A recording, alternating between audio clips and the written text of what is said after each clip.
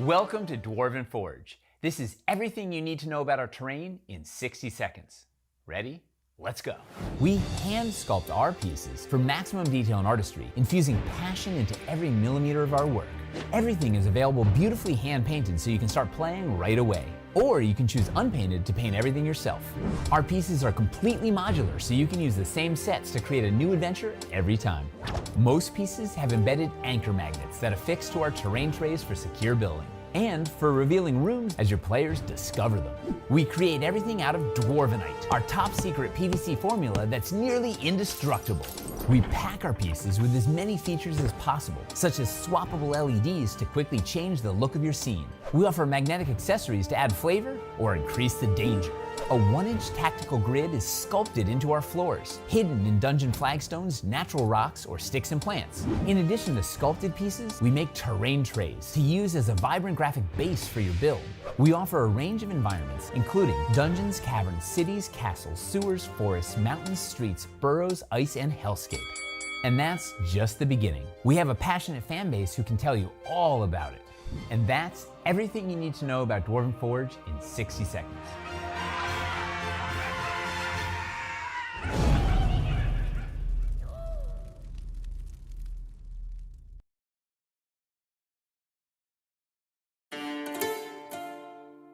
The games we play are the stories we create.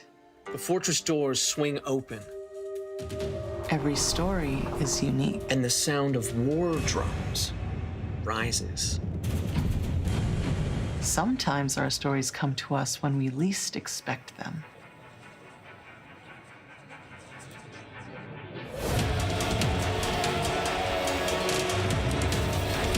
We need to be ready no matter where inspiration strikes.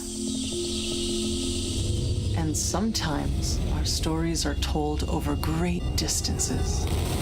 No matter where your journey leads you or how your story is told. The games we play are the stories we create. Sirenscape can help make yours epic. Sirenscape is searchable, fast, and customizable from any device with no need to pre-install any sound. Adding epic atmosphere to your game has never been easier.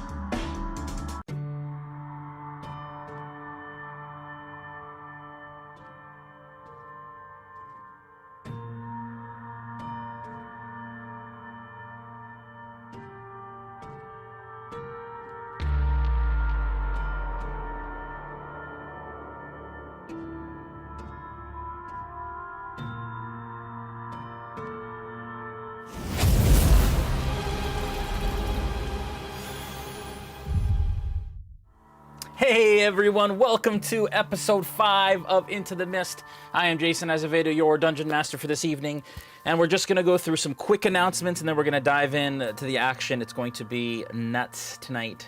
The party has found themselves in quite the precarious situation. So we will see how that goes for them, but it's going to be fun. First of all, I want to thank Dungeons & Dragons for creating this incredible game that we play on a weekly basis. Without them, we wouldn't be doing this. We want to thank our main title sponsor, Hero Forge. They are an online character builder where you can take your characters for any TTRPG or something like that and create them for your tabletop. You'll send it out and they can print them and send them to you, or you can download the STLs. You can check them out at www.heroforge.com. Sirenscape is also a main title sponsor. You can check them out at sirenscape.com/RealmSmith. That will let them know that we sent you.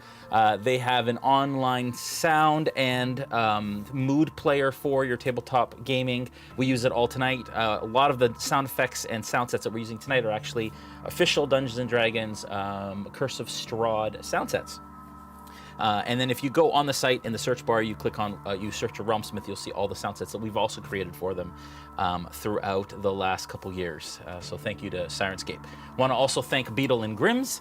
They are an amazing premium box creator for Dungeons & Dragons. They have a Curse of Strahd limited edition box that we use on an ongoing basis and all the stuff. So we want to thank those guys for all of that. I am self-producing tonight. You can see I have my stream deck here. We have greater lockdown precautions here in Ontario, Canada, and it is just the current state of everything that is going on for us. So we are all locked down. So I'm doing this all by myself. Julian is at home relaxing tonight, apparently. If you're interested in Patreon and joining our awesome role-playing community, we have a role-play server where people actually play Vistani characters from or within Barovia. You can also play Barovians, and that affects the live stream, and the live stream affects that. We actually, this week, just had somebody find this in their Discord by searching in channels. It is a book of incantations from Forged Gaming. You can check them out at forgedgaming.com. And then they got a real magical item in-game that they can use for their players doing that. So we're going to actually release a new item soon, hopefully this week, into the Discord that you can find. So those Discord folks, it was found by Papa Potato Bez Cylinder, I believe is the name. I have it right here. Papa Potato Bez Slyrindir, something like that. But thank you, congratulations, Bess, for finding that, and enjoy the magic item. It's actually quite amazing. Want to thank the rest of our product sponsors: WizKids for a lot of the minis we use at the table, Dwarven Forge for a lot of the terrain, Mithril Armory is currently doing our Natural 20, sponsoring a Natural 20 animation. You'll see it every time somebody rolls a Natural 20, it will appear on screen. D&D Beyond, we will be doing a digital giveaway tonight from our powered by sponsor, who is D&D Beyond, for Van Richten's Guide. It is a pre-order code so that you can click, you can enter it, you'll get a pre-order for Van Richten's Guide to Ravenloft, and then you'll get the release when it comes out. The code word only on YouTube, so you only put this into the YouTube chat once, or one entry or twice, you will be, or more, you will be disqualified, and the code word is Ravenloft. RAVENLOFT. That is in YouTube chat only, and we will do the draw at the end of the show. Jasper's Game Day is coming up, it's actually Game Week. I have Game Day there, but Game Week, and we will be doing a game on May 7th at 12 p.m. Eastern. You can check it out at jaspersgameday.com. We raised a bunch of funds for an incredible cause that we're very supportive of and is very close to our hearts. The celebrity guest that I have is DM Steve, Hector Navarro, Emily Rose, Jacobson, and Mads Hatter will be joining us, as well as the folks that have won seats or through their auction for that. So check that out, May 7th. It's going to be awesome. Want to thank our Smithgardians. They do incredible work. We just released today a new module for our weavers. That is our Tail Weavers, Realm Weavers, and World Weavers in our Discord, so that they can run quests for our Discord community. Just released that today, and they did an incredible job, Julian and the Smithgardian team. It was really, really awesome. This Thursday, Aftermath, is a time where some of the cast come together to discuss the past episode, as well as fun, awesome things that are going on in RealmSmith. So you can check that out this Thursday at 8 p.m. Eastern. And we have merch, is another great way to support us. This is one of our sweaters. This is our Revelry sweater. On the back, there's a Revelry logo. But we have awesome stuff, including our Can You Touch It shirt and the Exploding Vardo and a bunch of other really fun stuff that you can check out. One thing I will show you is Camp Gakkus. This is Gakkus as it pertains to our Discord community. Every Vardo and tent in there represent a player in our Discord. That has grown and changed since. This is last week's. I will be updating it tomorrow and releasing a new map.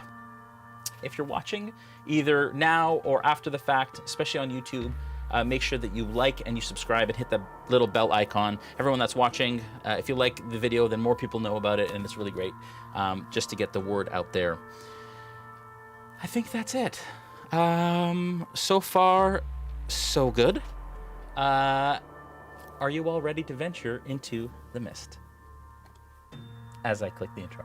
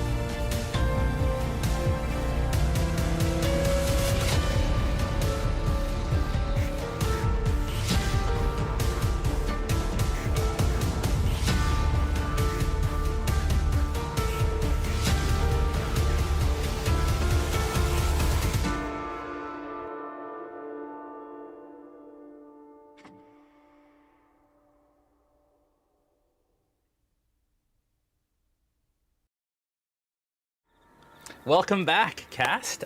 Tonight, we are short a player. Joel, who plays Falpher, unfortunately is not feeling well. He just doesn't want to fight Baba Lysaga, if that happens. So, welcome all. All right, let's jump right in here. Last we left you, you were in search of the skull of Argynvost, a ancient silver dragon who was the head of the Order of the Silver Dragon some centuries ago. Accompanied by one of that order, who is now a revenant, by the name of Sir Godfrey Willem, you entered the ruins of Berez to attempt to find said skull, which is being kept by an ancient crone by the name of Baba Lysaga. You've learned quite a bit about her, and in traversing the ruins of Berez, met some of her creations, scarecrows, that she creates to defend the area. After some time, you were able to find the location of her cottage.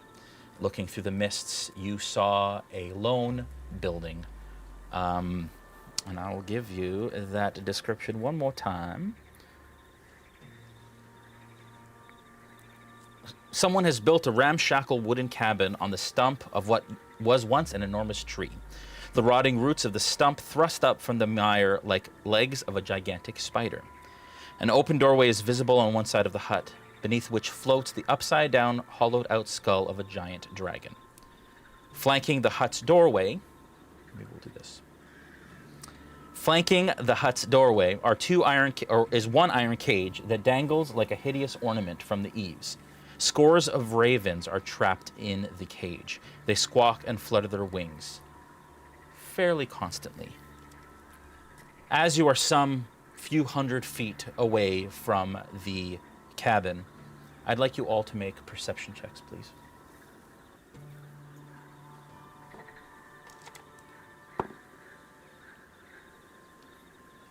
Ten. I got a nat 20 with so 26. I got a nat 20 for 23. What? It was cocked, so I had to do it over. I got a 6. And a I'm 9. just petting noggins. All the natural 20s. Very good. Okay.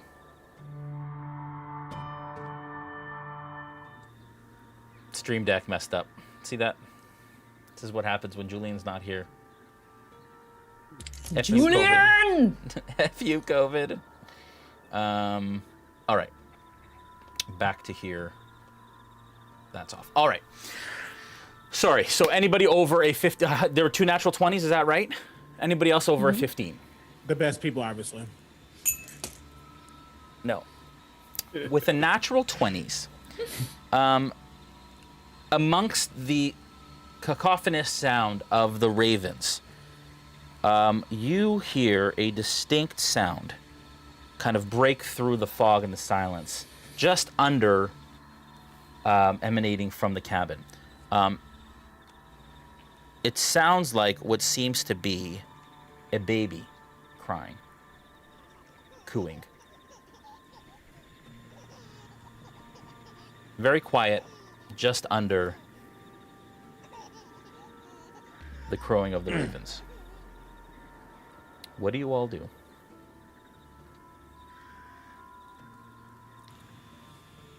What is that sound?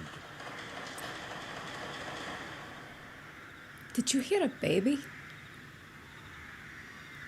I have not heard the sound of a child in a long time.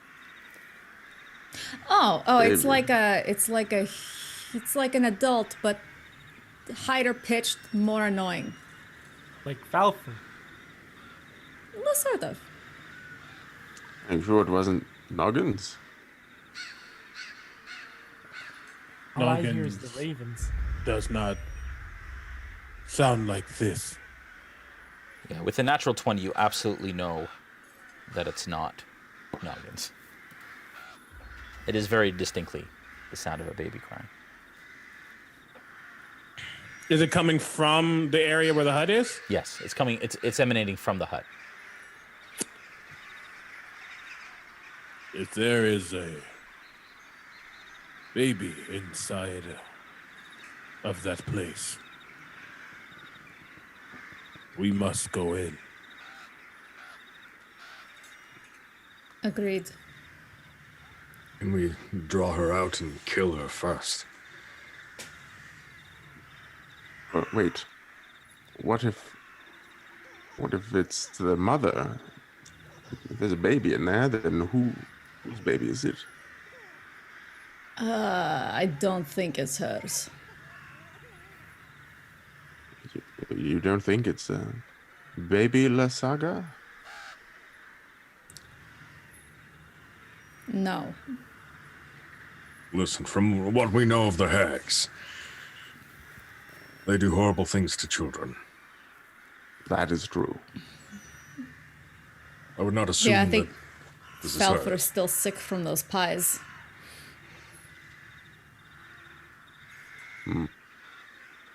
Yes. Do you think she's making pies? Baby or not, it doesn't change why we're here.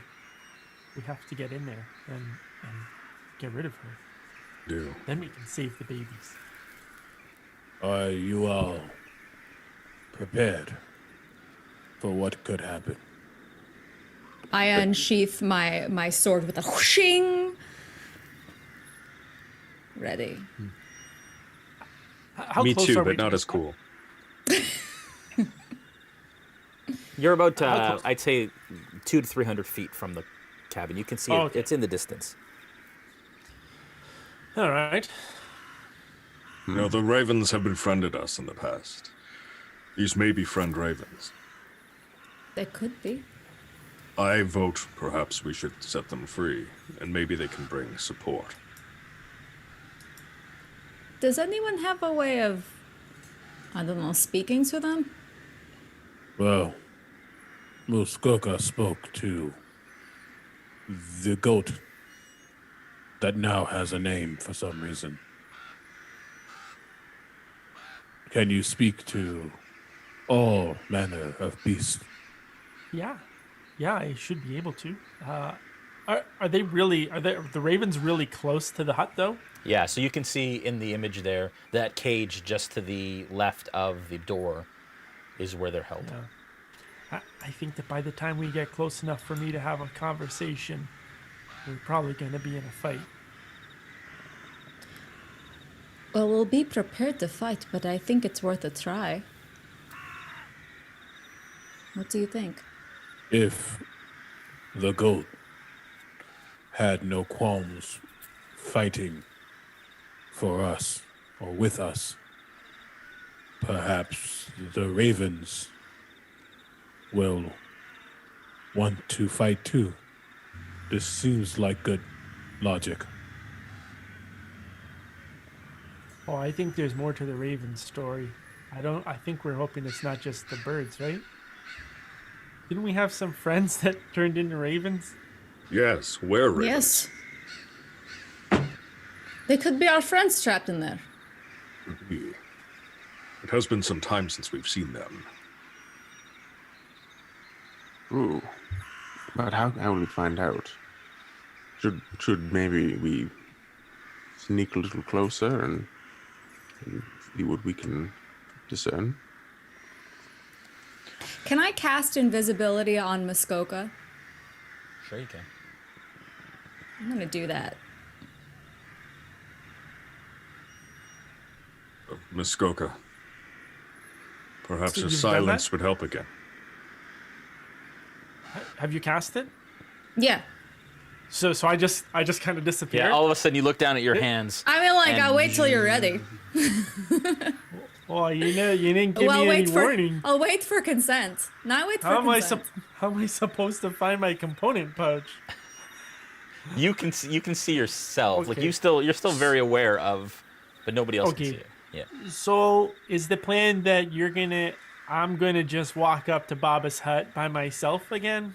Like I'm just gonna go up by myself. Seems to be a pattern. Is that what we're thinking today? Because I feel like maybe I'm not up for that. I'm prepared to go with you. Yeah. Yeah. I'll do my best to stealth over with you, but since you are the one that can speak to the ravens in there, I figured Yeah. I should make sure that you get there safely. Yeah, I don't mind going to talk to the ravens, but honestly, I don't feel like I should do that all by myself, even if I'm invisible. Because, I think we should all be nearby. We can't have Yeah. what happened last time, where we're all just running to try and get to you. yeah, that wasn't. I don't want to do that. Think of it this way: you'll probably be the last to be attacked since no one can see you. Is that how you died before? Oh yeah. They sent me out on my own to be like bait, and I climbed onto an effigy, and apparently the effigy, all they needed was a shifter to kind of power it. So we kind of brought exactly what they needed, exactly where they needed it, and then it killed me. That Yeah, sounds we never- irresponsible. Yeah, Yeah, we never quite seem to learn a lesson, and yet we do this as a plan continuously. I'm gonna say I'm not gonna do that unless we're all going. Yeah, Oh, I'd no, like I'm to say going we with learned you. our lesson. While you're all having a conversation, Falpher actually sits down on the ground. You can see that he's still quite pale, bags under his eyes. He's kind of breathing a little heavy. Well, now at least the goat problem is handled. Falpher can stay with... What is the goat's name again? I refuse to remember. I don't know that we've been told that he has a name. Yeah, we'll say that he told you his name in your He trip told out me? here. Yeah. Oh, okay. It happened to come up in conversation that his name was Noggins. Noggins. I don't know how many O's. Very appropriate name. Are you up to staying with the goat if you're not feeling well? Yes, of course I am. We eat crepes. I am not You feeling guys can so just good. talk to each other, because nobody understands either of you, anyways. All right. Are you Listen. guys? I'm going with you, Muskoka. Yeah. Well, no doubt. I believe we are all going. Yes. But while we potentially deal with Baba Lysaga or be more forward presenting, you can talk to the Ravens. Yes. Very quietly, I will talk to the Ravens when we get there. Do we? Why do we want to just free them and see what happens, or talk to them and see if we want to free them? I like the idea of just free them and see what happens. They wouldn't be in a cage if you wanted them to be free. Yeah, unless the door is open and they're willingly flying in. They're in a cage because they are prisoners, yeah? Yeah. Sure, okay. We could bypass that whole thing. Yeah. We could. Just because I don't want to go by myself again. I think Oh we no, we have won't let you go alone. established that you will not go alone. No. Okay, so let's go super quiet. And try to free the Ravens. So, do you still want to be invisible or no? You know, I'm not sure. Well, if we're all going together, then maybe there's no... Sure, you know what? I don't need to spend a spell slot on you if Yeah. you're not so enthusiastic about it. Yeah, I don't want to, make you use up. You've already totally wasted one spell slot already. Now, The magic circle. Oh, yes. All of this said, what is our plan when we see her? Last time we'd faced hags, Muskoka had used silence very effectively, and they were unable to use many of their most powerful magics against us. Perhaps that should be done again this time.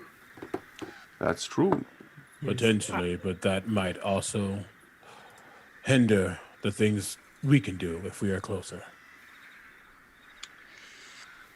This is true. Maybe. It's a calculated risk. And you can Is forget this- about talking to the ravens. Yeah. Yeah, I just feel that happened like with the goats.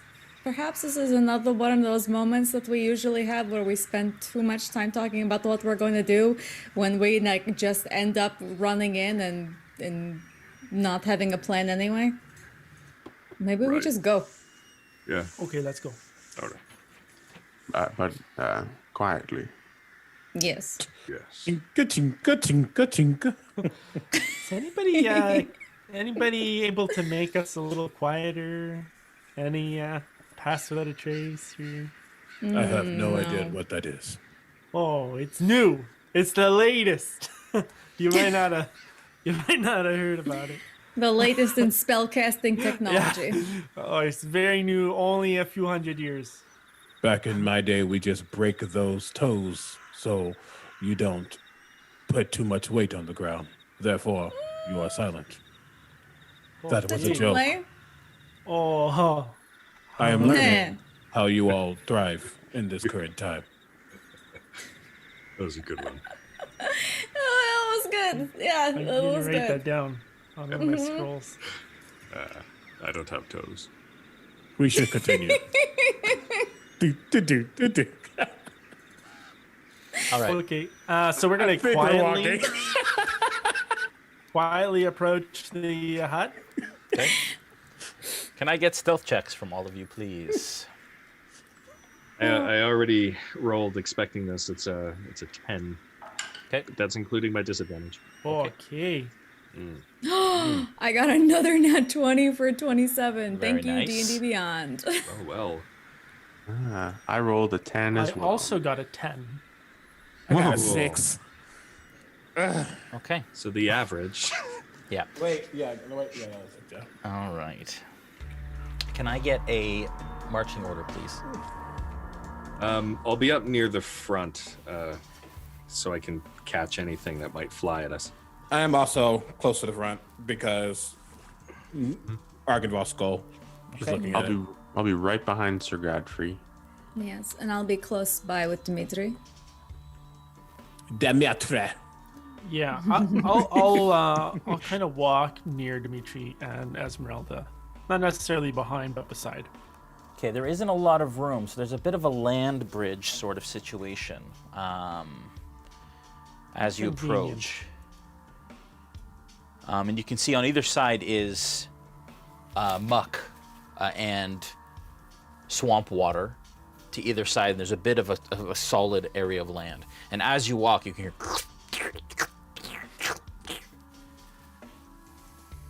Is difficult terrain?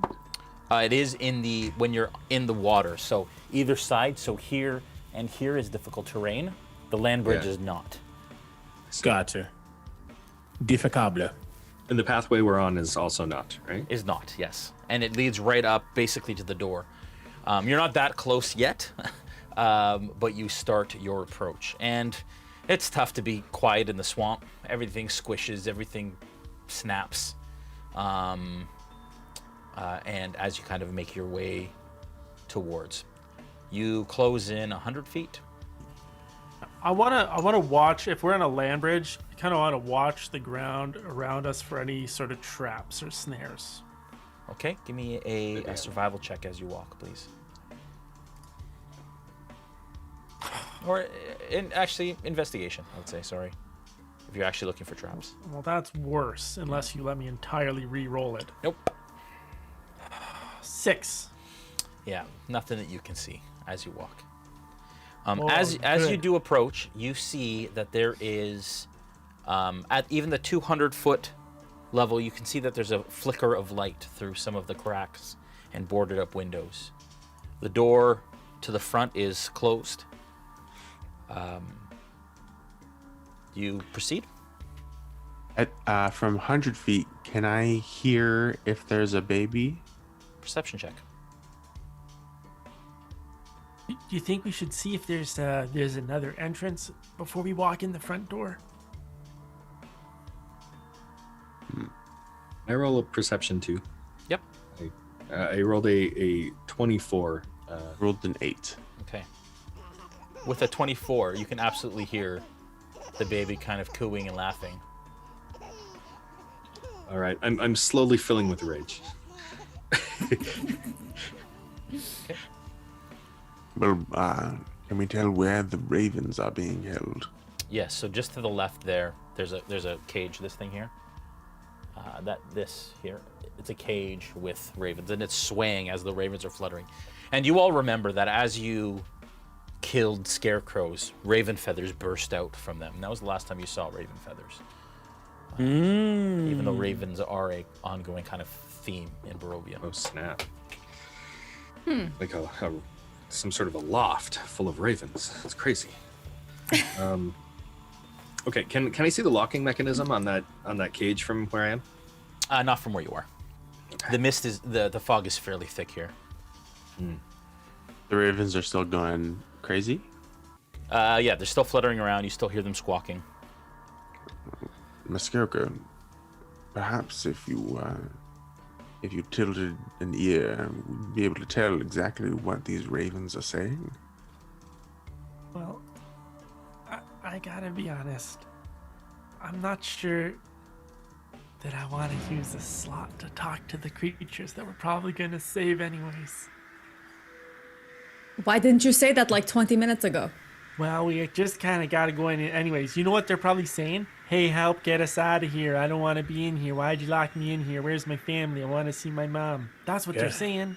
Yeah, Okay, sounds about right. new plan. We unleash them and go in. Yeah. Swords out. Do you have the ability to meditate or do it as a ritual so you're not using your abilities? I gotta be honest, I got no idea. I don't think so, Jay. I'm like more than Knows. positive speaker on Emil's ritual as well. But Yeah. Yeah. So I don't know how that works. I'm just gonna come out and say that it does have a little icon of a book with an R. Just for the benefit of the viewers at home, how does that work? Godfrey or Omega, do you want to? No, I was get a DM. I don't want to speak for you. Go ahead. No, I mean, yeah. If you can ritual cast it, takes 10 minutes plus the normal casting time, so 11 minutes basically to cast. Oh my gosh. Yeah, but that would eliminate the spell. You won't have to use the spell slot. Ritual casting is the best if you have the time for it. Yeah. If you So you would get like, your spell If you slot have back. the time for it. Exactly, if you have the time for it. I you don't take know all if we the want. time you need. I can almost guarantee that what they're saying is help let us out. But if you guys are okay with sitting on this little narrow road outside her front door for 10 minutes. We will I'll keep do a it. close watch. Okay. I mean, he brings up a very good point. If She you may already know that we're here, and we'll let her get the drop on us.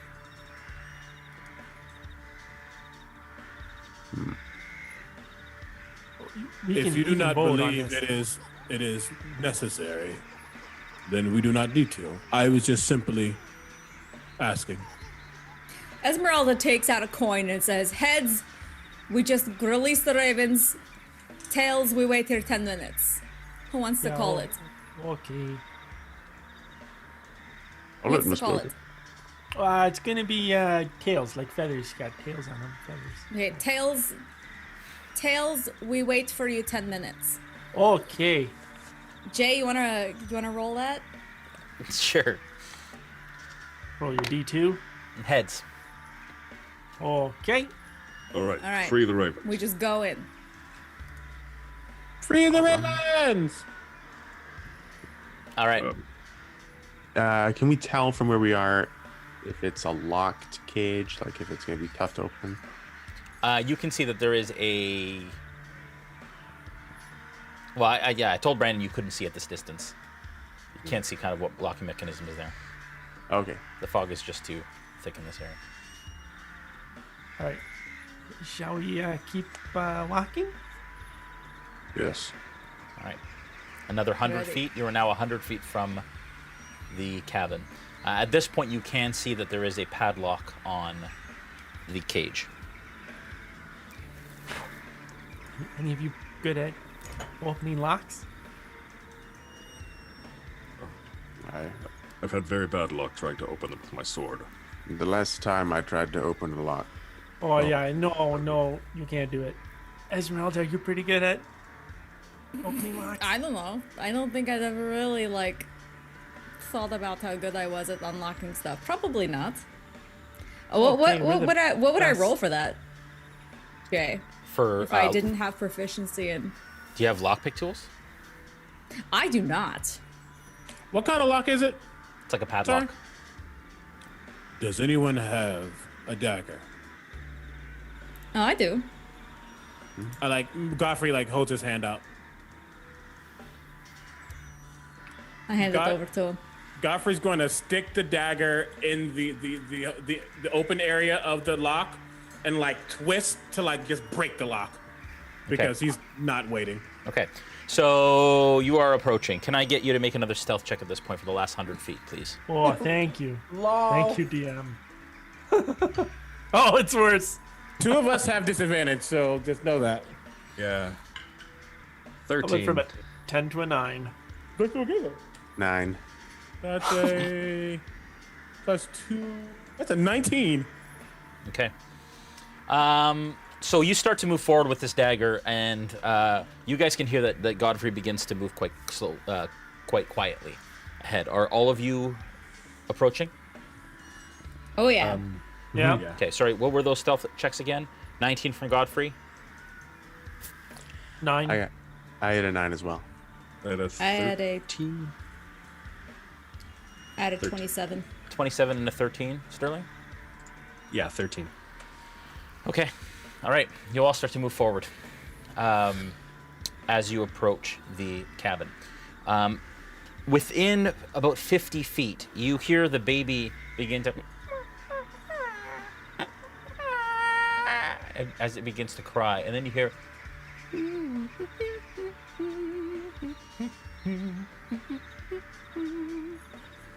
and the baby Gross. stops Crying. crying. We have to do something. I know, we will.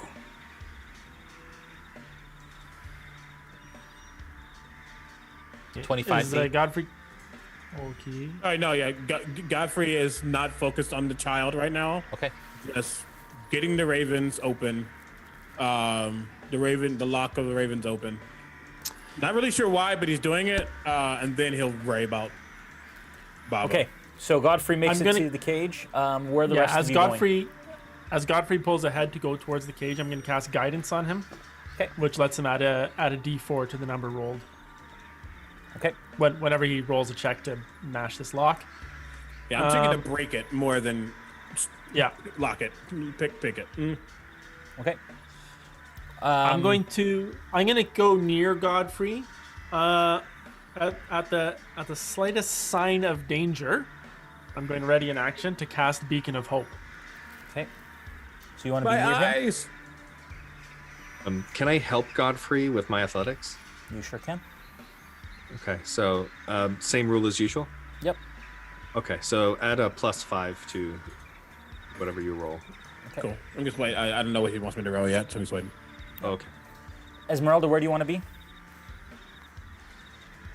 I'd be pretty close forward in the line. Maybe not right up in front, but Dmitri? I'll be looking at the skull. Okay.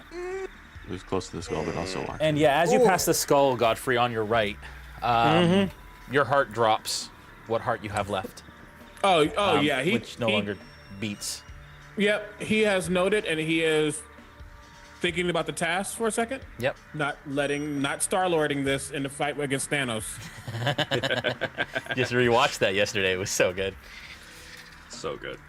All right. As you approach, the ravens and the crows begin to really make a ruckus, and they begin to shake the cage. No movement that you can see from inside the cabin, but you can see firelight through the cracks and crevices. As they start to flutter around, I will cast Speak with Animals. Okay. And I'll say, we're letting you out. We're not here to hurt you. There's no check for me, right? It just works. No, you just Okay. talk back to me like a raven. Okay, you hear like, you imagine there's at least a dozen to 20 ravens in here.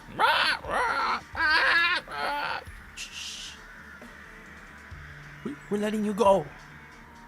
Don't be afraid. We'll help. But also, like, Help! don't be too quiet. 'Cause- Help! No, don't. Help! Yeah, we're helping you. Help! Yeah, we're helping you. Yeah, we're helping you. Yeah, okay, don't go too crazy. Help! Help! Yeah. Let us out! I'm Help! trying to break the lock. I don't Strength know what you want me check, to do for please. that. Strength? Yep. Bet.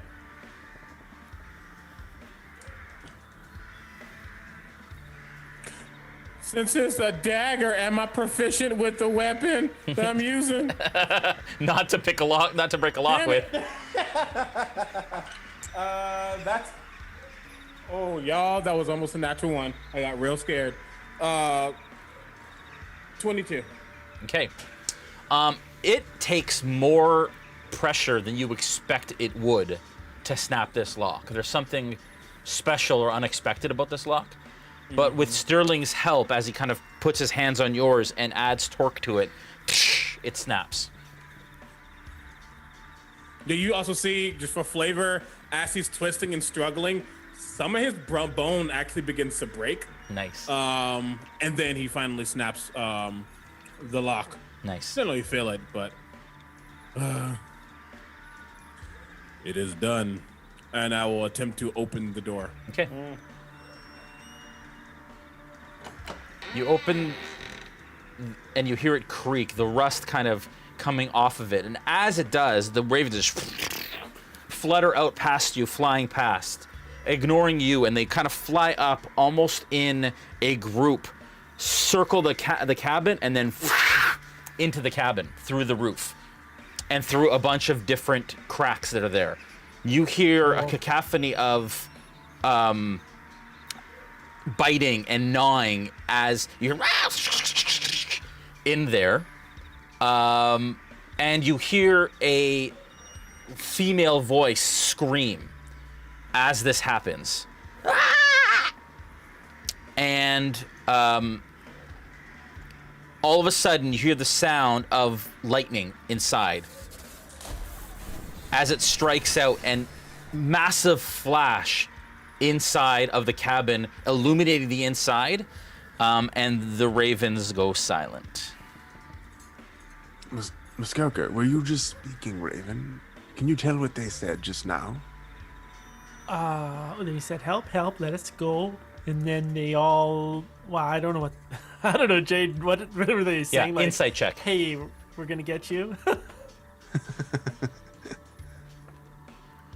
19. Yeah, with a 19, you heard things like, kill her now, kill her before she kills us. So they seemed quite cross with Baba, and they said, kill her, get her now, go get her, go kill her. And then you hear, her, stuff like it burns! Ah, make it stop! No! Fred! Fred? And then it didn't go so well. I think I heard, plunk crack, no, stuff like that. And they're all dead. We have to save that baby. Did we still hear the baby crying? We have to kill her. You hear, the baby starts to cry, and it starts to cry loud. It immediately goes silent in the cabin. She knows we're here. We gotta go. I'd like you to get in make. there now. I'd like you to I'm make ready to break in through that door. perception checks, please, all of you.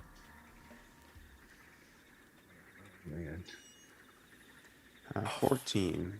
24. 13. Anybody 11. over a 15, you start to hear creaking of the floorboards. She approaches. And anybody over a 20, you hear the sloshing of liquid. She approaches, and I hear liquid. Do I get the impression she's like carrying a cauldron? She's going to throw boiling oil on us? Anybody over 20, it sounds like somebody getting out of a bathtub. It sounds like she's getting out of a bathtub. Yeah. I would like to ready a firebolt. Okay. I got all these images of The Shining. I'm going to hearing. I don't see her, but hearing her, I'm going to speak a word in Draconic, and my sword is going to glow as I cast magic weapon. Okay. All right. Silence. I'll draw my sword and I'll start walking slowly towards the steps. Okay. I'm prepared to cast Beacon of Hope as soon as there's danger or one of us busts through the door. Okay. As you begin to approach, you hear a voice from inside, muffled. Who goes there? And at this point, I would like to bring Julian onto stream, who will be playing Baba Lysaga this evening. Nice. You know, you could have been Falpher. You chose the wrong one. You're always attacking. Julian's always attacking us. I'm nowhere near his French. I'm not French enough. So rude. Baba, you are pleasantly enjoying your bloodbath, which you do every evening. Your child nestled nicely in their crib. When all of a sudden, the swarm of ravens in through the roof began to attack you in your tub as you dispatched them all with lightning. Actually, miscreant! Ah! Disgusting creatures! Ah! What do you do? At this point, did I hear them outside? No, Or am but I just you know that somebody would have had to have opened that cage, or it opened on its own. But you imagine that, given the spell that you had cast on that lock, that it would have been very difficult to open that cage on its own. Okay. I am going to. Let me just make sure here. This is actually going to work.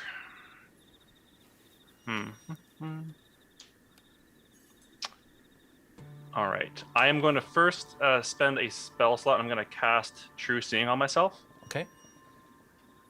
Just so that I can make sure I'm seeing whatever's there. Okay. I'm going to quickly dress myself. Yep. And then I will Misty Step out to my skull. Okay. So as you came out of the tub, you were able to prestidigitate away the blood, as you do after each bath. As you can see out through the boarded up window, you see your skull. And as you look out, give me a perception check, please. What was the stealth check that you rolled before, Dmitri?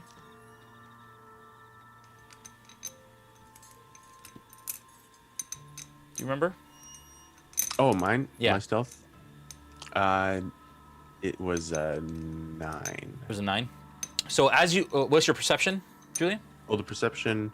No, My Julian. perception check was 19. Okay. With a 19, you look out. As soon as that happens and you dispatch them, you see an individual in a blue cloak turn away from your skull and move out of vision towards the door. You now Misty Step out as you bamf out, and you bamf into the skull.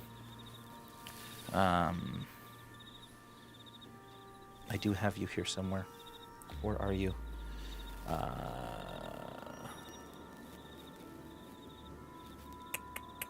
Okay. There you are. What is she wearing at this point? Just a house robe? No. So at this point, it appears like as she bamps onto her skull, you see an old crone dressed in robes, old moth-eaten robes. She has white hair that is pulled up in this elaborate sort of hairpiece with braids that come down on either side.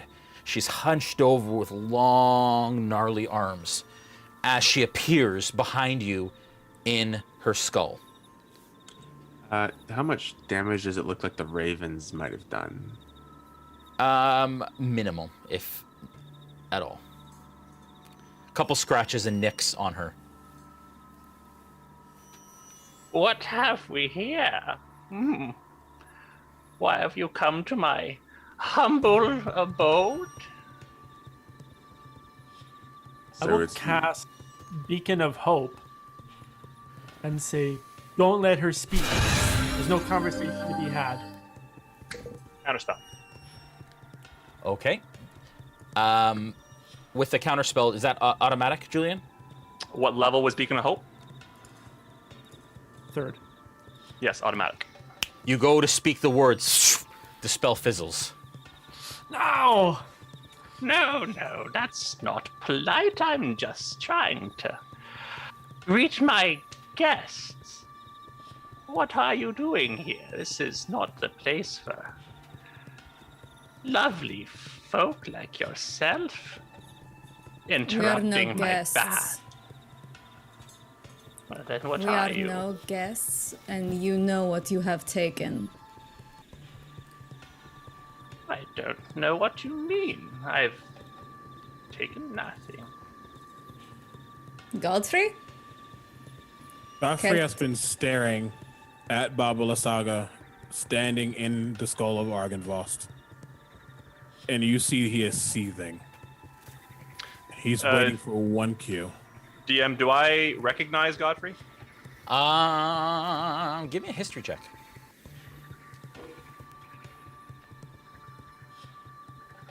I don't know what you want me to add to that. If it's just a straight roll. Add her intelligence modifier. It would be a dirty 20. Okay. Okay, with the dirty 20, you absolutely recognize the garments that he wears. He is a member of the Order of the Silver Dragon. And you know that the skull that you were in is of Argynvost, and it was gifted to you. You seem to have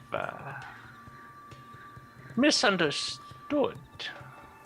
Your order is long gone, and it would seem you are also very long gone from these lands and from the world of the living.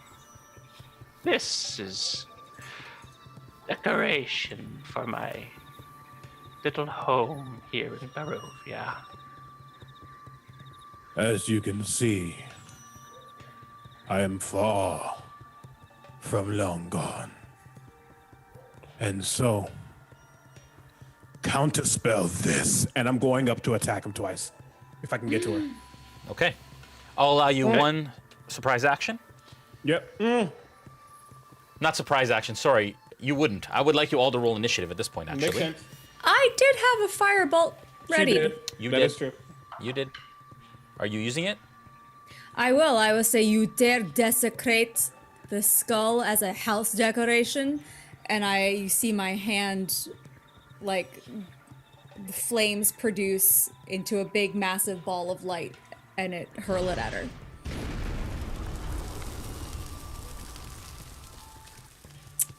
Ooh. However, that was only a 12 to hit. That does not hit.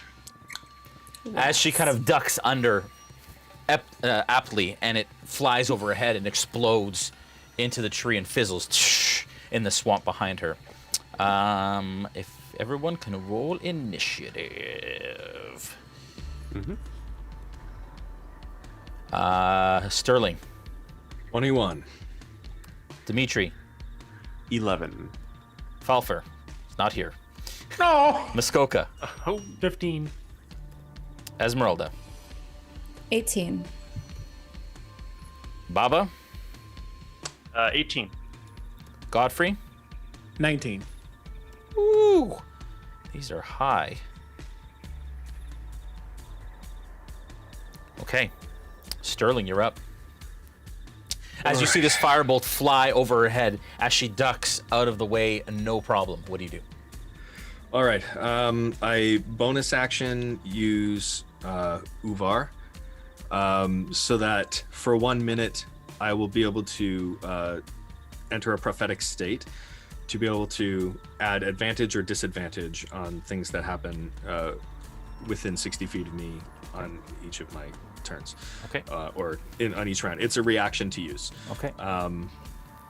To give the Okay. All right. I'm also going to action surge as I run up to her and make 4 attacks with my magical longsword. Okay.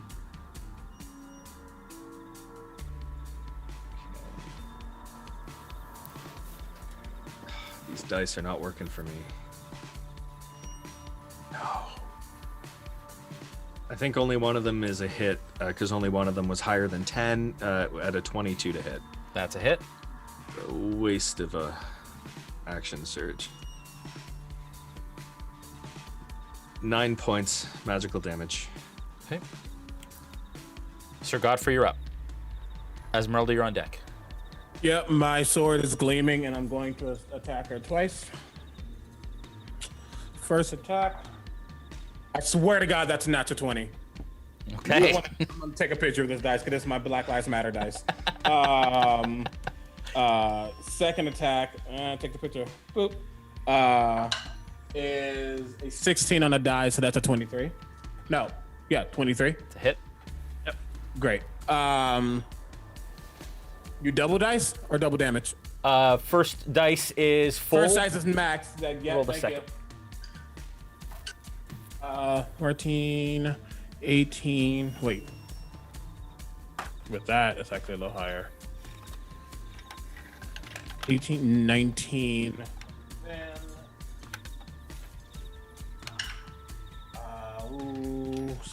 19, 33, 38 points of slashing damage. Woo.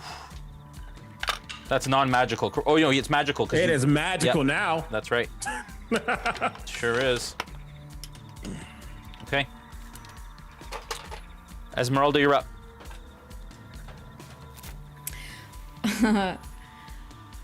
Just shaking off that first firebolt, I will say, I hope, don't worry, we will notify your next of kin for you. And I hurl another firebolt at her. Okay. Can I give her advantage using Uvar? Oh, advantage? Yep. Okay. Let's do this. 17 to hit. That is a hit.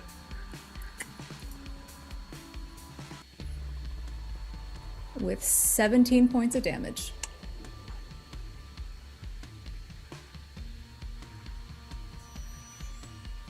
Right? Just music.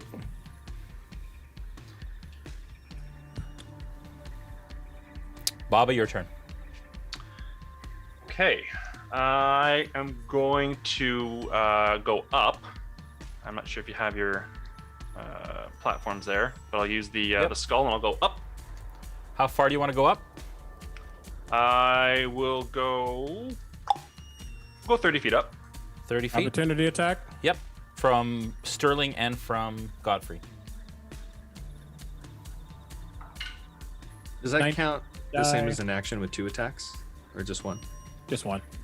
Okay. I thought so, but I couldn't remember. 17 to hit.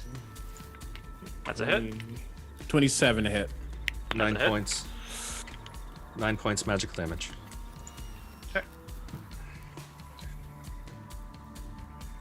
Okay. 18 points of slashing damage. And the skull rises into the air and now hovers above your position. Okay. And now I am going to cast. Can I get all of them in a 20-foot square? That is a great question, Jason. One moment, please. Mm-hmm. 20 feet? 20-foot square, yep. Yep. Okay, so I'm going to cast Evard's Black Tentacles. Okay. So it's basically these squirming ebony tentacles fill the entire 20-foot square in that radius. And I'm just gonna, as I go up, I was like, that is not polite. Stay put! And I will summon that spell. I need everybody in there to make a, actually no, it's just on their turns. So when you start your turns from here on out, you need to make a dexterity saving throw. While in that square. While in that square.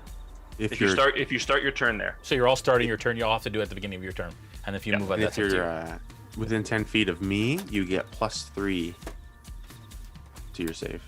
Okay. Cool. Okay. That is your turn, Baba. Yeah, it's my turn. Muskoka, you're up. Dmitri, you're on deck. Okay, so it's Dex or Strength? Sorry. Dex save, please. And what do I add from you? +3, Dmitri? Yep, you can add 3 from me. So it's 21. Oh, 23, actually. Okay, so you make the save. Okay. So I will. I'll as I squirm loose, I'll take that opportunity to step backwards. I guess I don't want to step into the water, so kind of out behind the dangling cage. So I'll move back away from the party towards the cage. Yep. And I'm going to who was closest to me at the time? Which of my party members? Who was? Dmitri was. Dmitri. On my way out, I want to touch him on my back and cast resistance. So he can add a d4 to a saving throw of his choice. Okay. before or after the saving throw. Okay. Dmitri, you're up. So you got an extra D4. How high is the skull right now? 30 feet. Okay. First I'll do my saving throw. It's a dirty 20. That saves. Okay. And I'm going to... Is there any... Like, she's not over water or anything, right? She's over the swamp water right now. Okay. Can I use my full movement to get right underneath her? Sure. 5, 10. It puts you right basically under her, but you've used your full movement because it's difficult terrain into the swamp water. And you wade in basically like knee deep into the swamp water as your feet kind of in the bottom. Okay. I'll look up at the skull and I'll close my eyes and casting Misty Step. I'm gonna go right next to her on the skull. Oh, crazy. So you're Misty stepping up 30 feet? Yeah. Okay. Okay, and so there is only room for one medium creature on the skull. So you can't land on the skull or in the skull, but you could try and hang on if you like. Or how do you want to approach it? Or land on Baba's head. Is there a way that, like, she's standing, right? She's standing. Yeah, she's sitting in it. Oh, she's sitting? Yeah. So you couldn't sit in it, but you could like grab onto a horn or be right like on top of her if you want, or like hanging off the side. And then I'll tell you what to roll. Yeah, then I'm going to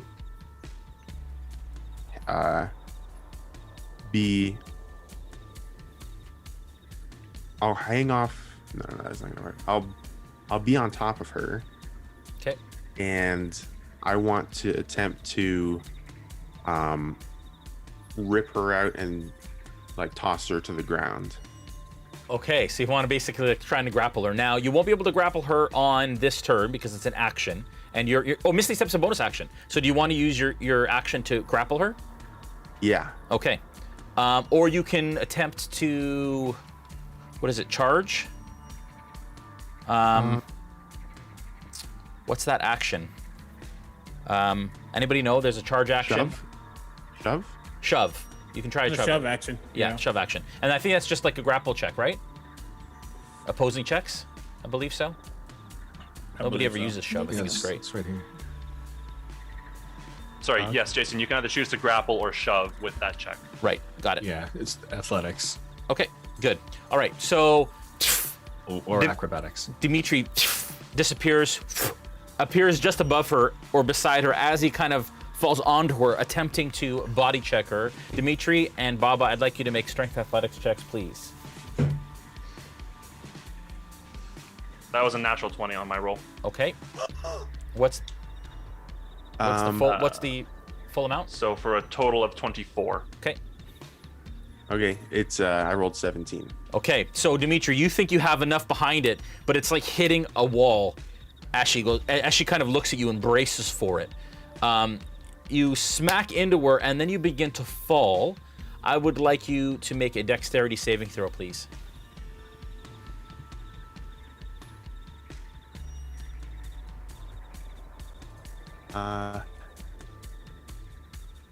Okay, it's a natural 1. Oh no! As you go to grab the skull's horn, you grab it and you're holding on, but then slowly your grip starts to slip and you fall into the swamp below. You're falling 30 feet, which is decent amount of falling damage, except that it is swamp muck and water. So we are going to lessen that fall damage a little bit here. That's going to be 8 points of falling damage as you into the muck and mud. And you are now prone. Right before I slip off, I'm just going to look her in the eye and say, "This is a desecration." And then, nice. All right. Sterling, you're up. Godfrey, you're on deck. All right. So I put a lot of thought into this. Should I'm be going good. Big Sterling. Should I'm be going good. Big Sterling. You go Big Sterling? I'm going Big Sterling. Yeah, we get to use the mini. Yay! All right. Omega my hasn't dex seen this save- yet. Okay. So all of a sudden, can you explain what happens? So a rune glows on Sterling's body, and all of a sudden he becomes a large creature, expanding with the Transformers sound effect.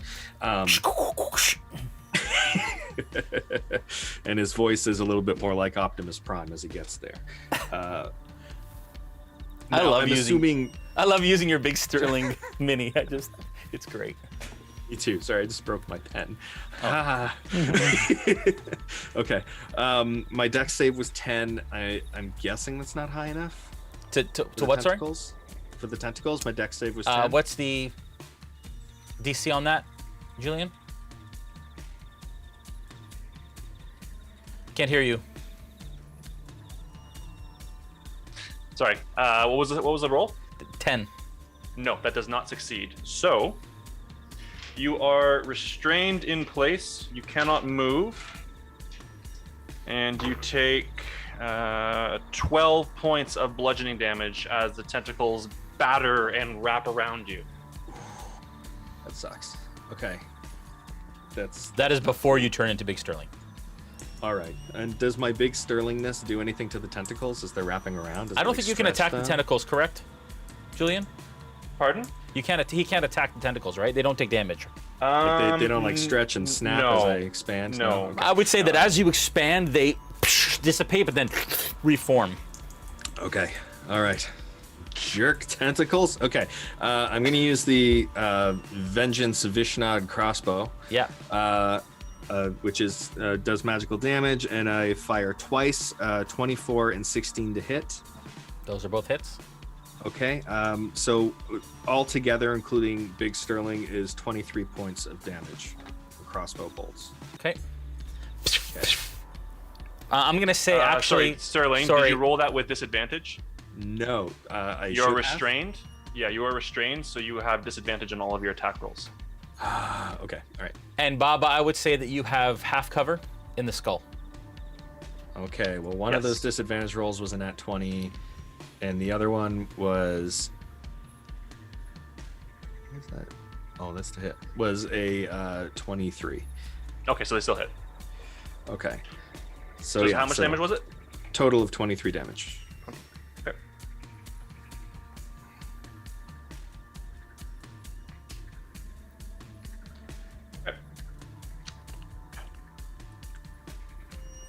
Okay, Sir Godfrey, you're up. Oh, great. She's far. And he screams up interconic, which he doesn't know if she can understand it, and he doesn't care. But it basically says, "Get the fuck back down here." But seeing the tentacles around, knowing that's going to be a problem, he strikes his sword into the ground. Speaking interconic, saying, "Be free," as I cast Dispel Magic. Oh, and you're casting the spell magic on the on the tentacles. Did you roll your saving throw first, though? I will roll the saving throw. Sorry. That is a what? Dex save, please. Dex save. Yeah. That is a 16 and an 18. 16 or 18? No, sorry, 16 on the die. I was calculating. 18 total. Okay, 18 you're fine total. then. You're fine. Yep. Oh, cool. But yeah, I'm going to cast Dispel Magic at 3rd level. Do I need to roll?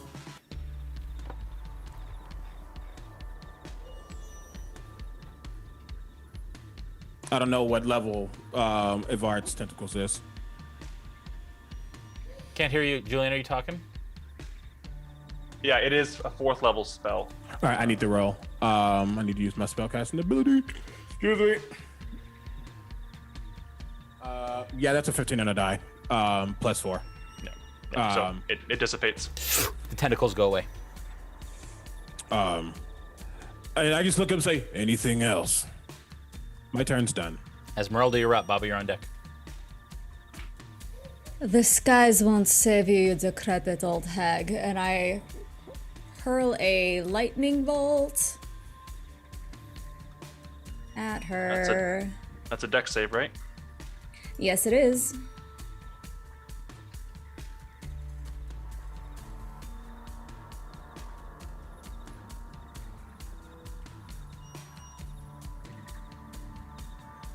You keep going. You keep muting, Julian. I'm not sure what. Sorry, 16. 16 on the save. I am so disgusted with you right now. Yeah, did I say I was gonna hurl a lightning bolt? I meant later on. When you roll lower. The lightning bolts from this angle, unfortunately, miss and go wide. Baba, you're up. Okay. So I am going to look down at Ezmerelda. I'm going to lock eyes with her and say, You have much spirit. I wish you to use that for me. and I'm going to cast Gaius on her. So I need you to make a wisdom saving throw, please. All right. I rolled a 19. Okay. So you feel my will try to push into your mind, but you are able to overcome that. Oh, also, I'm wearing a ring of... Wait, hold on. What is this thing? Wait a second. Hold on. I've also got a ring of mind shielding. So I'm just holding up middle fingers.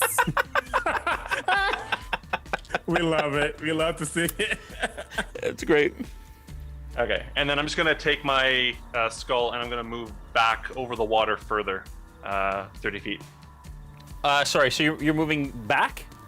Just say further over the water, just putting a little bit more distance to make it harder to get to me. Okay, which way? Which direction? I can't really see, so wherever's gonna be the hardest for them to get to me. Okay, I'll back out here so you can see where you're at.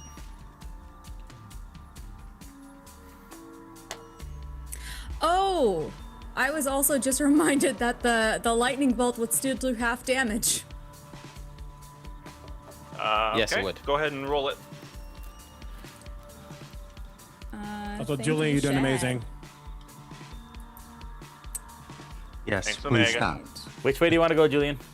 Yeah, so I'm just gonna kind of go past that tree, like to the right of the tree from my perspective. This tree? Just kind of like straight back, just straight back 30 feet, past the tree. You're on the other side of the tree.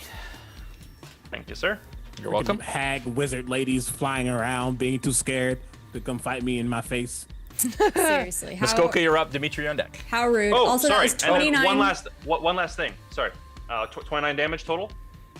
total, so half that. So half of that. Okay. Is it too late for me to use my reaction to help Ezmerelda with that? With the On the roll. With the timey-wimey prophetic state? yeah, no, too late. Okay, all right. As I'm kind of shifting back, I'm also going to cry out, Help me, my friends. They are disrupting my peace. Okay, and in the distance, you start to hear cackling that surround you. That's very familiar. This is already a hard enough fight. Why you summoning extra stuff? And we don't got a Falpher. This is rude. Also, you don't have friends. I don't believe it. Okay, Dmitri, you're up. Oh, sorry, Muskoka, you're up. Dmitri, you're on deck. Ooh, tough call here. I'm gonna step towards the party. I guess about 15 feet closer. Okay. And say, come on, guys, you can do better than this. And I can bless. Okay. Attack level, so she's 3. So I'm gonna give Ezmerelda, Sterling, and Dmitri, and they'll be able to add for the next minute. They'll be able to add a D4 to any attacker saving throw. Okay. And then I'd like to I'd like to bump her front door open. Okay. All right, so... And if I don't die, take one Yeah. step inside. Okay, so 5, 10, 15, 20, 25. You bump. Yeah. It's not locked, and you step just inside. Yeah, and I'll yell up, I'm just going to take a look around. Okay. When you enter the doorway, the cottage is 30 feet on a side and packed with old furniture, including a wooden cot, a wicker cabinet, a slender wardrobe, a wooden table, a stool, a barrel-topped wooden chest reinforced with brass bands, and a wooden tub stained with blood. In the middle of the room is a ghastly wooden crib. And you see that in this crib there is a bundle, and it's moving slightly. Yeah, I can't do anything else on my turn. Nope. I think. Dmitri, you're up. So we hear the surrounding commotion of her friends. Yep. Do we see anything coming out yet? Give me a perception check. 10. Not yet, but you hear cackling. Okay, I'm just going to get up and... So you stand up out of the muck. That's half your movement. Yeah. I will get next to Sterling and Sir Godfrey, and I will... I guess I'll just ready an attack action. Just if something gets within 5 feet of me, like an enemy, Okay. I'll swing with my sword. Okay. All right. You start to hear the approach of creatures from all sides. 30 feet.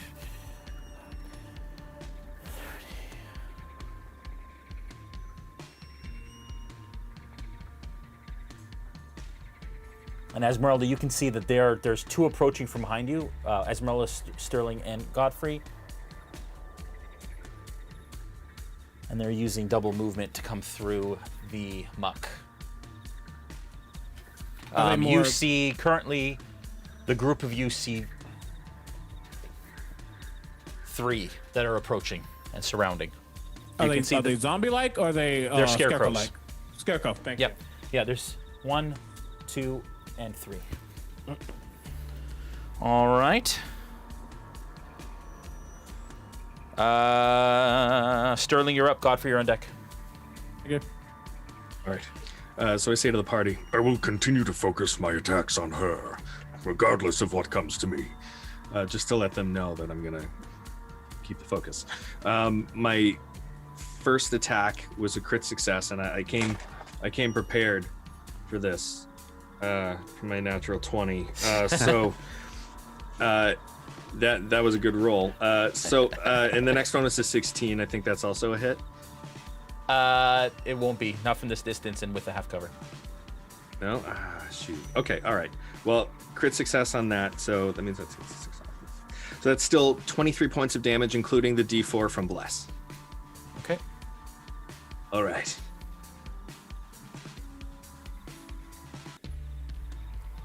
Sir Godfrey, you're up. Cool. She's too far. There's nothing I can do about that. He's seething, but he understands the severity of the situation. He will run towards. He'll move his movement to engage with that scarecrow that's in the water. Okay. And which I'm more than positive I can get to him. I'm gonna say just because it's difficult terrain, but you just make it. Cool. And I will attack twice with my magic weapon. After these freaking scarecrows. That is math. Over 20. Okay, that's over hit. That is. Just 17 hit? Yes. Okay. It was lower for me. I have to make sure. Cool. And that will be 13. Oof. 13, 30, 40 points of magical slashing damage. Ooh. With the rage that fills you, you rush at this scarecrow and you cleave it asunder as it explodes in a rain of feathers. Hold on. I would like to use my reaction. Yeah. To invoke the rune Sky, which allows me to transfer that damage to Baba Lysaga. Oh, what's the distance on that? Wait, hold on. Yeah, there's a distance on it. Oh no. She's beyond 30 feet, right? Yeah. Damn. Damn it! Oh, that would have been epic. So cool! Oh, that would have been sick. Yeah. Now we Glasses know. just for the idea, though. Yeah, sorry, I just double checked the distance. Okay. Still feeling cool. You are cool. I appreciate that. All right. Ezmerelda, you're up. Baba, you're on deck. Are they still alive? Or that sorry, one's dead. Oh, okay. Sorry. That's all I was there. Thank you. Yeah. You're welcome. All right. I see a scarecrow to my right. Is that where if I can see my Am I right? Yeah, you are. self correct? All right, cool. I'm going to just quickly turn and hurl a firebolt at him. Very good. Let's see. I rolled a dirty 20 with the added 4, I believe, from Muskoka. Okay. So that's a 24 to hit. It's a D4. Oh, it's a D4. Fine. It's a hit anyways. All right. Well, it's fine. It hits. Dang it, for 5 points. That's double because it's fire. As it hits, poof, it explodes as it begins to singe the outer shell of the scarecrow. Very good. Baba, you're up. Still can't hear you. Okay. Yep. Okay. I am going to.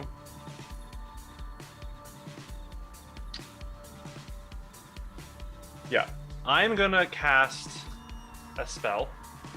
Okay. Called Mirage Arcane. Okay.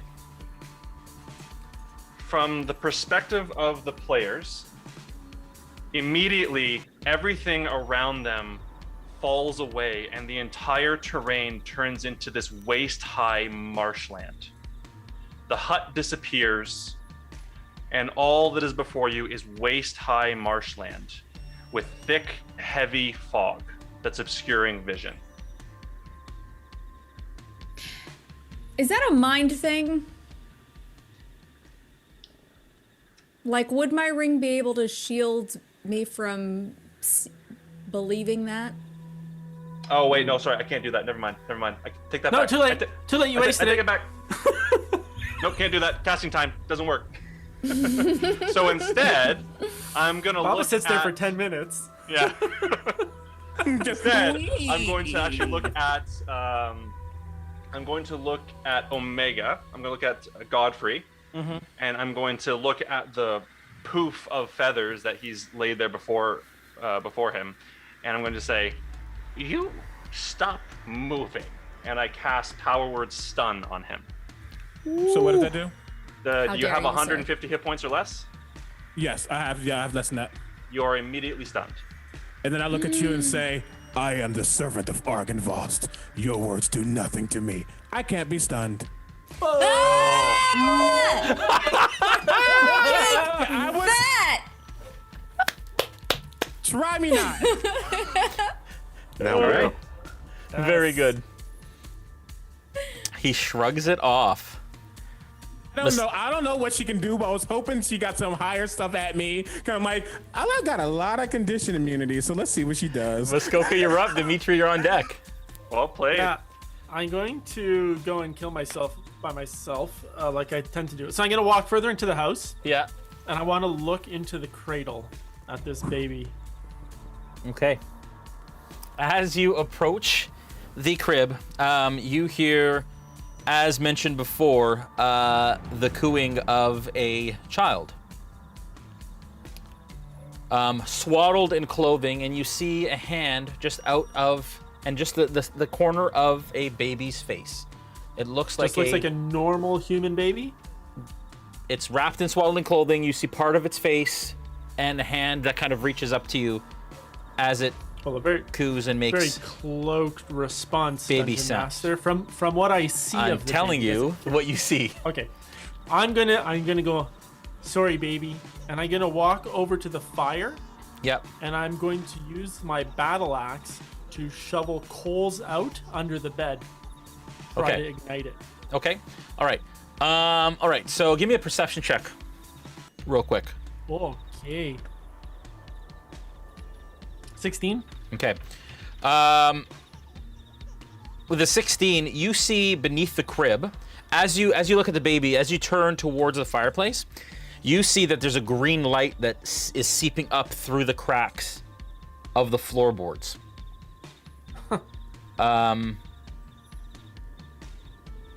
So? Just telling you. I'm not gonna go touch it. No, there's a green light emanating, just telling you what there is, David. As you move over to the fireplace, you take your action to shovel coals under the bed. Yep. If I have any movement Under the crib or under the bed? Under the bed, not the crib. I'm Okay. not a psycho. So over to here. Okay. So you shovel them out of the fireplace and under the bed. Yeah. Okay. Because I wanna light that sucker. Okay. All right. And we all went, holy shit. Yeah. Yeah. Dmitri, you're up. Okay. With my movement, can I reach the scarecrow that's close to Ezmerelda? 5, 10, 15, 20, 25, 30. No. And you can't reach the other one behind you either. Okay. Then I will use my movement just to get behind Sterling and facing actually the other one might make me. I'll use my movement just to get to the other side of Ezmerelda. Okay. And I'll hold an action to attack if it gets close enough. Okay. All right. Good stuff.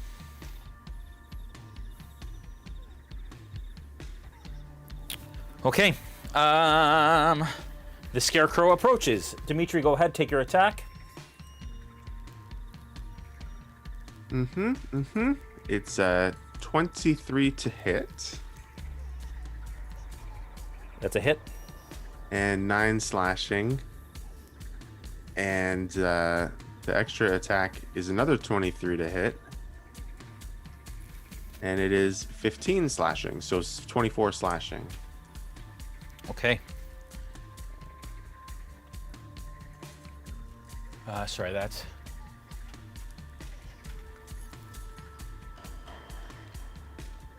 Okay. It's on its last legs as you start to tear it apart with your swipes. But it is still barely standing. It is going to scream in your faces, and as it does, insects kind of climb out of its mouth and up and around its head. I love watching Omega's responses to my horror. All right, that is not going to be enough. Does a 17 hit? Does not. Does not. Okay, both of the claws whoosh, whoosh, off your armor. That one has moved. Muskoka, you hear the sound of footsteps on wooden floorboards as as a scarecrow climbs through the back window and runs towards you. It's going to take 2 attacks. Does a 20 hit? Yeah. That's 8 points of slashing damage. Give me a wisdom saving throw.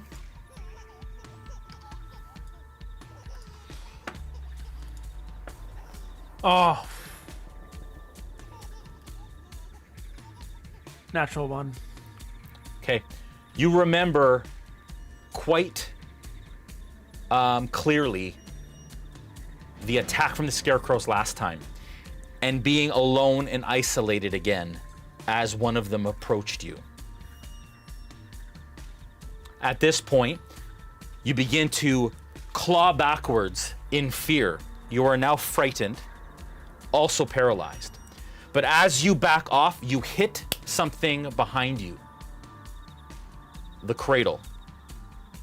As it tips, it hits the ground, and the baby tumbles out and across the floor. And as it tumbles, it unwraps out of its swaddle and lies bare. And as you turn away from the scarecrow to look at the baby, you see that the baby has stitch marks across parts of its body, as if it's been sewn and put together. That is where we're going to take a break for the evening. Ah.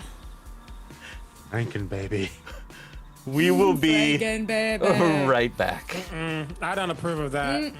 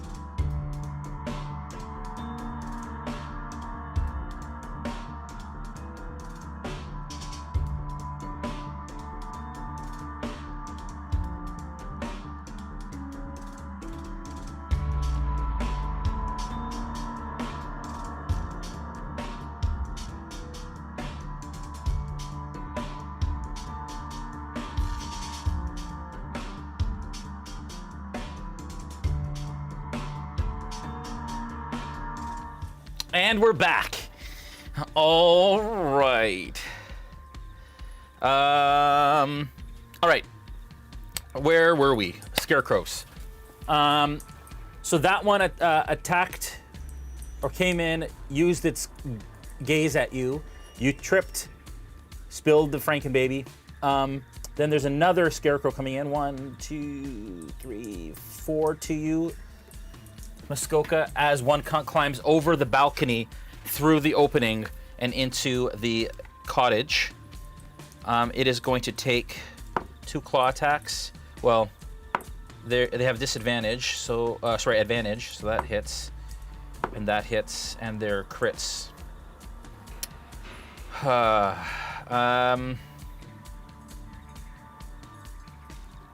Hey, crit doesn't mean a lot of damage. It just means enough. You're not definitely gonna die, just mostly die. Just mostly. I could definitely die. You could definitely die. 14 points of slashing damage. As he just starts sticking his, and you're basically on your stomach looking at this baby in the eyes as you feel your back being clawed from behind. And the baby kind of looks at you and kind of it reaches out and you can see that it's a patchwork of multiple colors of skin textures as it looks in your direction. I apologize in advance. We are playing Curse of Strahd. This one is going to close in on Sterling. And this one, 5, 10, 15, 20. And you see another scarecrow come in as well, Muskoka, into the building and stand over the child. How did they all know I was in there? They were just coming from all directions. Also, I think right before you entered, you said, "I'm just gonna go in here." Yeah, and you also announced it. I might have announced it loudly as well. Yeah, just confirming. And Sterling, as you're facing Baba, you feel scraping across your back of the scarecrow that was behind you, but to no avail. Thank you. I had an itch. Sterling, you're up. Sir Godfrey, you're on deck. Okay, so I've been really excited about this because I rolled really well again. Sterling, give me a perception check. Perception check, I can do that. That's 14. 14. With a 14, you hear a yell of terror from inside of the cabin, clearly Muskoka's voice. Yeah. As you look to your left, you see that Muskoka has basically topples the cradle as a scarecrow kind of launches onto him, and the baby rolls out. At this point, you don't see any details about the baby, but you see that it basically rolls out of view. A little turducken. And you do see that he's being surrounded by scarecrows. All right. Go ahead. Fun. Okay. So I have a clear view of the scarecrows through the door. Sorry, you have to get through scarecrows to get in the door? Can I have a clear line of sight to the scarecrows? You have a clear line of sight to the scarecrow standing over Muskoka right now. That is basically like making mincemeat out of his back. All right. Well, I am making attacks with the light crossbow. I'll just redirect a little bit. So that's a 25 to hit on the scarecrow. That's a hit. That's attacking. Yeah. That's 9 points of damage. Actually, it's 11 points of damage on that. Got it. And my second shot is a crit, so I'm gonna do this again right here. Natural 20. And that's on Baba Lysaga, and I'm going to. So that's 18. So it's 19 points of damage to her. Okay. Okay. And that I had given myself advantage on one of those with my reaction ability to see the future. I'm going to use my movement to head towards Muskoka as far as I can go. So I've got 40 feet. Okay. So 5, 10, 15. You crouch through the door. 20. So where do you want to go? You're inside the door now as you kind of burst in. Okay. Well, I just want to see if I can get in between Muskoka and one of the enemies, if not both. You can't get between. Man, it's tight in here, but you can basically get like right here. Okay. Which is like adjacent. You're Scarecrow adjacent. Is he within 5 feet of me? Muskoka? Yeah. Yes. Okay, so I think Sentinel will work. If they attack him again, I think I'll be able to opportunity attack on his behalf. Okay, Godfrey, you're up. Cool. Cool. Ezmerelda, you're on deck. Can you pan the camera down so I can see? Yes, you can. Yes, Thank you. Great. And there is a scarecrow on the landing. There is one over. There's two here. One that actually should have got an opportunity attack on Sterling and missed. And there's one fighting Dmitri and one beside Ezmerelda over here. Oh, you pan the camera to a point where I can't see that, and that's okay. I'm just gonna use my movement to try to get over there. I will move in the way that gets me out of the swamp quicker, and then move on the hardened ground. So I'm not just 10, wasting all of my movement 15, in 20, swampiness. 25, 30. That's where that gets you. You're about 10 feet from the Scarecrow. I will hold my action for if that scarecrow attacks. Okay. Oh, if a enemy comes within 5 feet. Okay. I'm gonna say that one, but one comes at me is getting destroyed. Okay, Ezmerelda, you're up. I've Baba, you're on got deck. fire bolts for days. 23 to hit. That's a So the one that's immediately by me. Yep.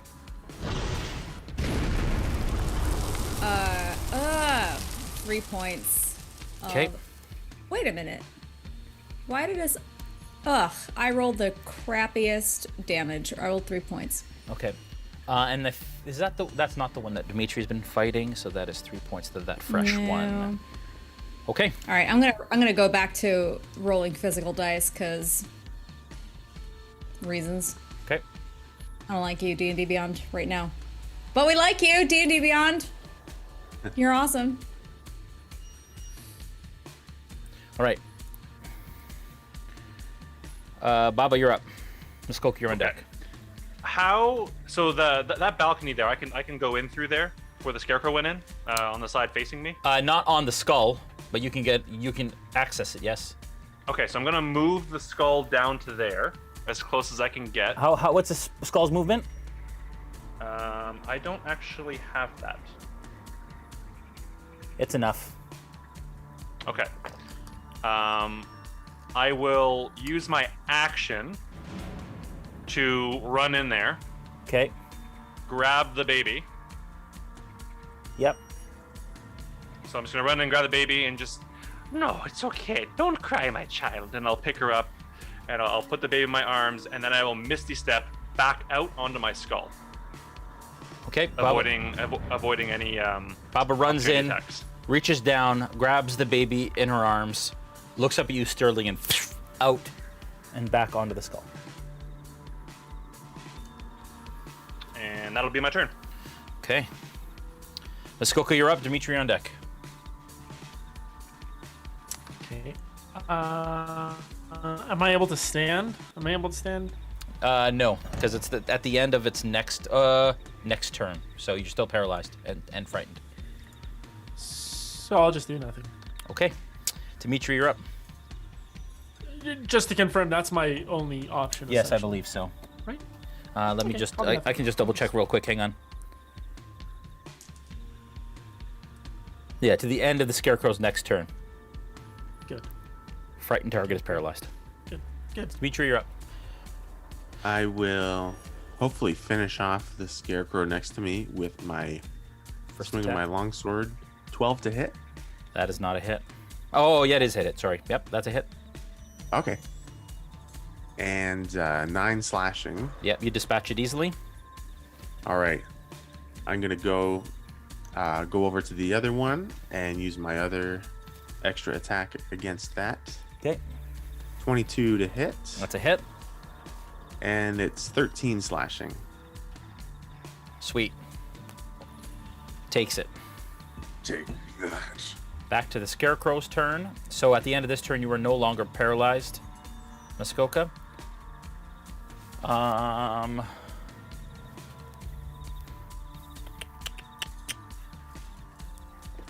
That Scarecrow that is right in front of you, Sterling, looks up at you through these hollow eyes. I'd like you to make a wisdom saving throw, please.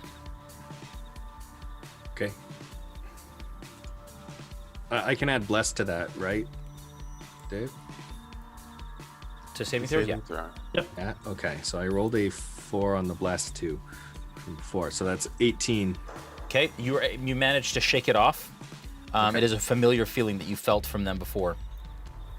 The one up in front above Muskoka attacks Muskoka again. Does not have advantage at this point. It does have advantage, but it doesn't have a crit. What's your armor class again, Muskoka? 16. Okay, only the second one hits. 8 points of damage. Wisdom saving throw, please.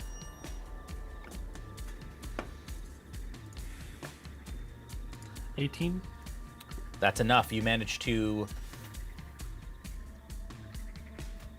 shrug off the feeling of being frightened again. Okay. Am I able to take an opportunity attack on that one with Sentinel Feet? It didn't move. Sorry, didn't it attack Muskoka? It was already over him. Oh, yeah, sorry. Yes. With Sentinel Feet? Yep. Yeah, okay. All right, that's 18 to hit. To hit.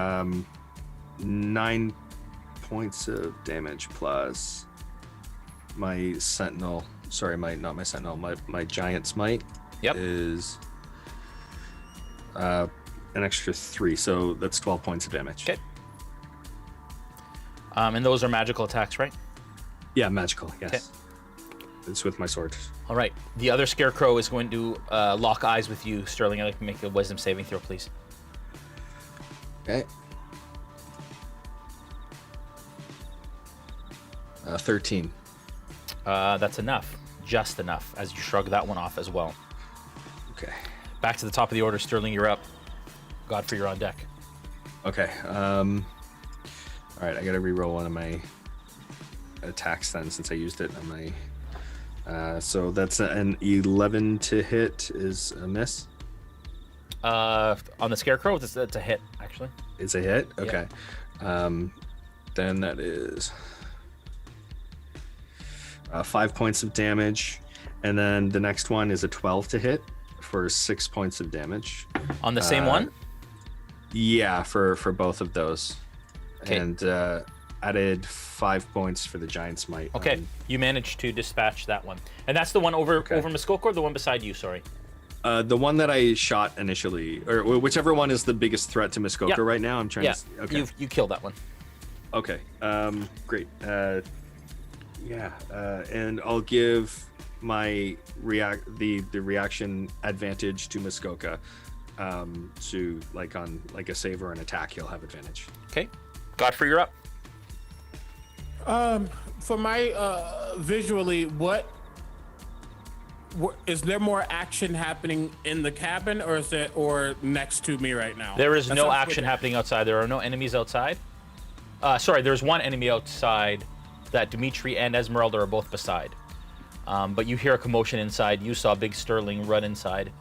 Okay. I think Dmitri and Ezmerelda can, and I say, you can dispatch of that one. And I'll rush inside of the hut. 20 puts you in, 15 puts you right in the door. You see two Scarecrows, one across the way here, and one at Sterling. Can I get to either of them and hit them? Yeah. Yeah, I'll get the one that's closer to the bed thing. Okay. I'll try to not be close to the fire that's happening. Yep. But and there is a small blaze happening. The fire has now caught some of the sheets, and the wood is starting to burn. Yeah, I will make sure not to get too close. I mean, as close enough I need to get to hit it. But yeah, I'll just be wary of that. Okay, Sterling and Godfrey, can you guys give me both perception checks, please? I can do that.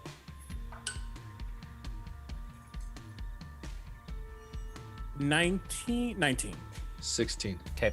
Both of you notice that green glow that is emanating from under the floorboards. That Muskoka is right over, but there's a slight green glow that's coming up through the floorboards. Okay. Okay. Okay. And sorry, your attack, Godfrey? Yeah, I will note that in my head. Don't know what that means yet. Oh God.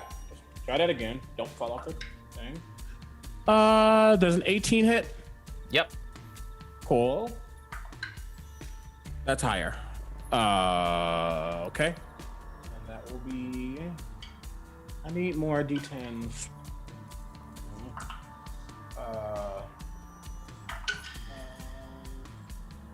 22, 26, 36 points. Wow. One foul swoop. You split that scarecrow in half. I'm a two-handed guy, so I'm doing a lot more damage. Yep. And he's dead. Cool. Just zoom, zoom. And as you do that, you turn just to your right where the bed is now set ablaze. The fire starting to really take hold of that area. Yep, I just kind of lean back while looking at that green spot, wondering what it is. Okay.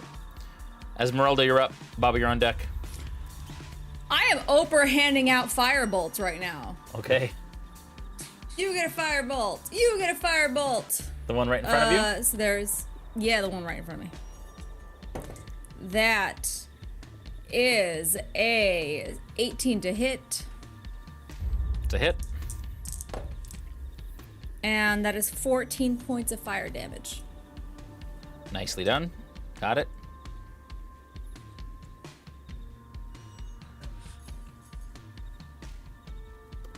Is that your turn? Yep. Okay. Well done. Baba, you're up. Muskoka, you're on deck. Okay. I'm gonna kind of float back up in my skull, cradling the baby in my left arm. Okay. And then I'm gonna like kind of float up and to the side so that I can see around the corner of the hut towards the front. And who do I see out there right now? Sorry. Ezmerelda and Dmitri, and a scarecrow. Okay. Okay. Okay. So I'm going to look down at them.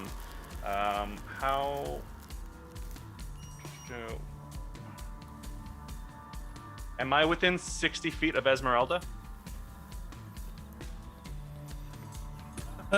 Pythagorean theorem. Yes. Yes? Okay. Yes. I'm going to look down at Ezmerelda and say, "Come into my home.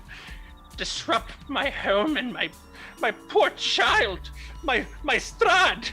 No!" And I point a finger at her, and this black, sickly beam comes out and goes to impact her. I need you to make a Constitution saving throw. Con save, you say? And you can add +3 to that save.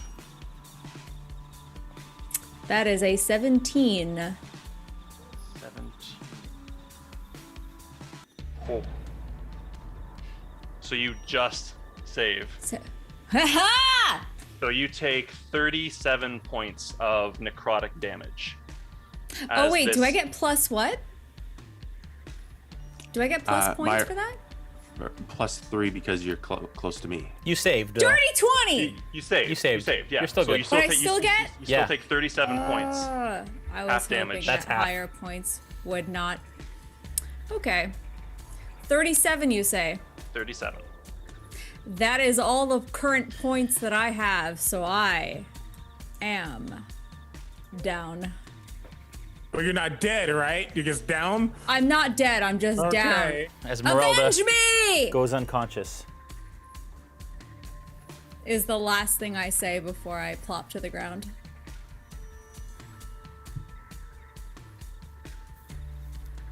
All right. And that's going to be my turn. Okay, Muskoka, you're up. Dmitri, you're on deck. Okay. I think the way that I'm laying, I should be able to see her fall outside the door, right?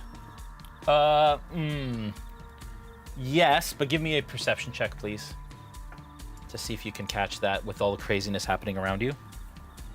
12. Yeah, I'm gonna say you see it.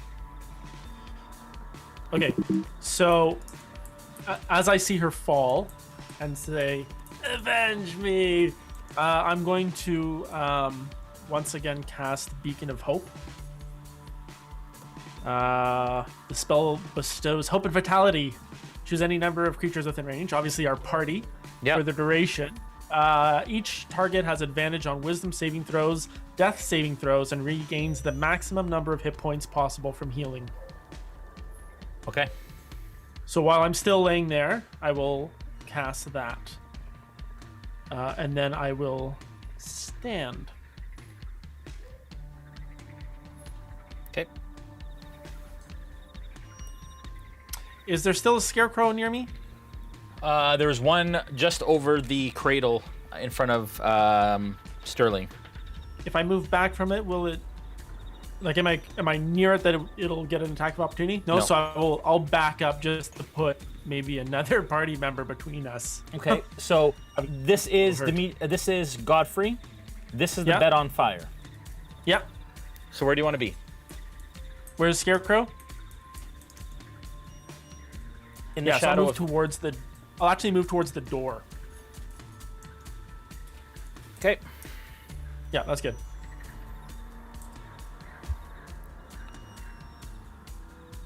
Okay. Dmitri, you're up. Okay, I have a question. Might need to be a ruling. For my lay on hands feature, because Beacon of Hope is affecting Ezmerelda, if it says the maximum hit points that's maximum hit points possible, if I only spend one of my lay on hands pool, would it then extend to the full amount that I'm able to heal her for? I don't think so, because you're actually doing that amount from your pool. Like, if you were to do a Cure Wounds, you would get the automatic fullness of that, but I'm going to say that you are allocating a certain amount, so that is the amount she gets for that. I don't think it works for... If anybody knows different, then speak up, but I'm pretty sure that would be how it works. That's how I read it. Yeah. That would be how it works. I was like, that's actually a really good question. It is a really good question. Of course, people have asked it. Yeah, I just thought. Okay, then. In that case, I'm going to kneel down and lay on hands, and I'm gonna heal Ezmerelda for the full 29 that I have available. All right. Dmitri reverts his attention from the Scarecrow, places his hand on you, and you come back. 29 hit points. Thank you. And I'll say, live to fight another day. And I'll look back up at the Scarecrow intently. The Scarecrow tries to claw your face. What's your armor class again? I should write these down. 21. 18 doesn't work. 19 doesn't work. As he goes to claw at your face, and you aptly move your face out of the way. The Scarecrow in front of you, Sterling, is going to take another attack.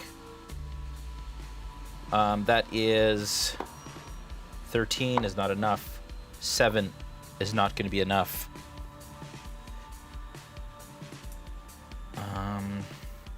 And then that is the last two Scarecrows around. So that is it for them. Back up to the top of the order. Sterling, you're up. Godfrey, you're on deck. All right. The Scarecrow, there's only one next to me there? Yes. Okay. I'll make 2 attacks against it, an 18 and a 24 to hit. Those are hits. Okay, so that's a total of 16 points of damage. Okay.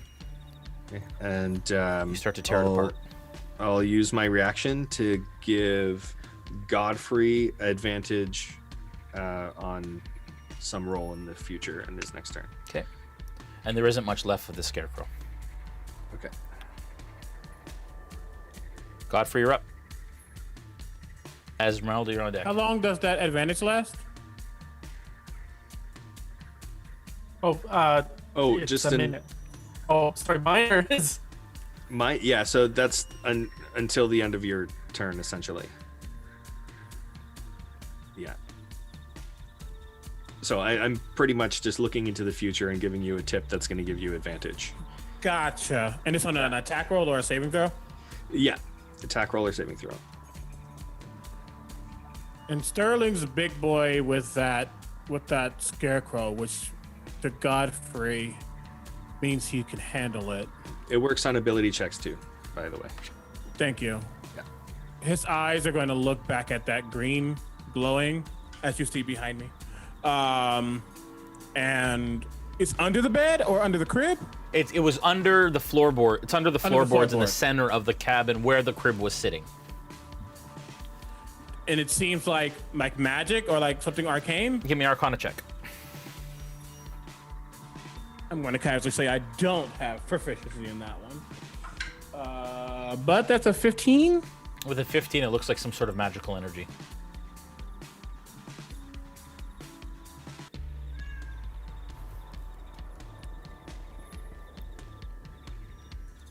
I don't know what that.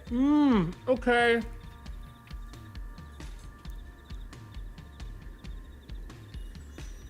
Where Godfrey's head is, it's magic. She's connected to it. It's probably not good. It's glowing, which means it's on. I look down at it. I point my sword at it, and I cast with my last 4th level slot, Dispel Magic. Okay.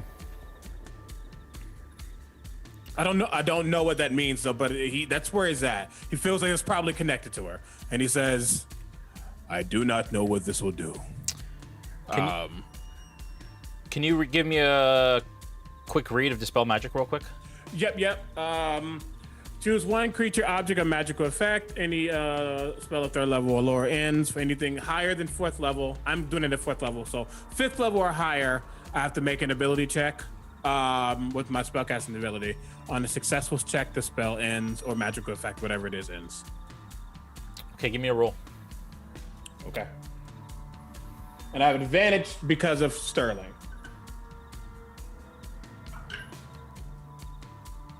That's a 16 on the die.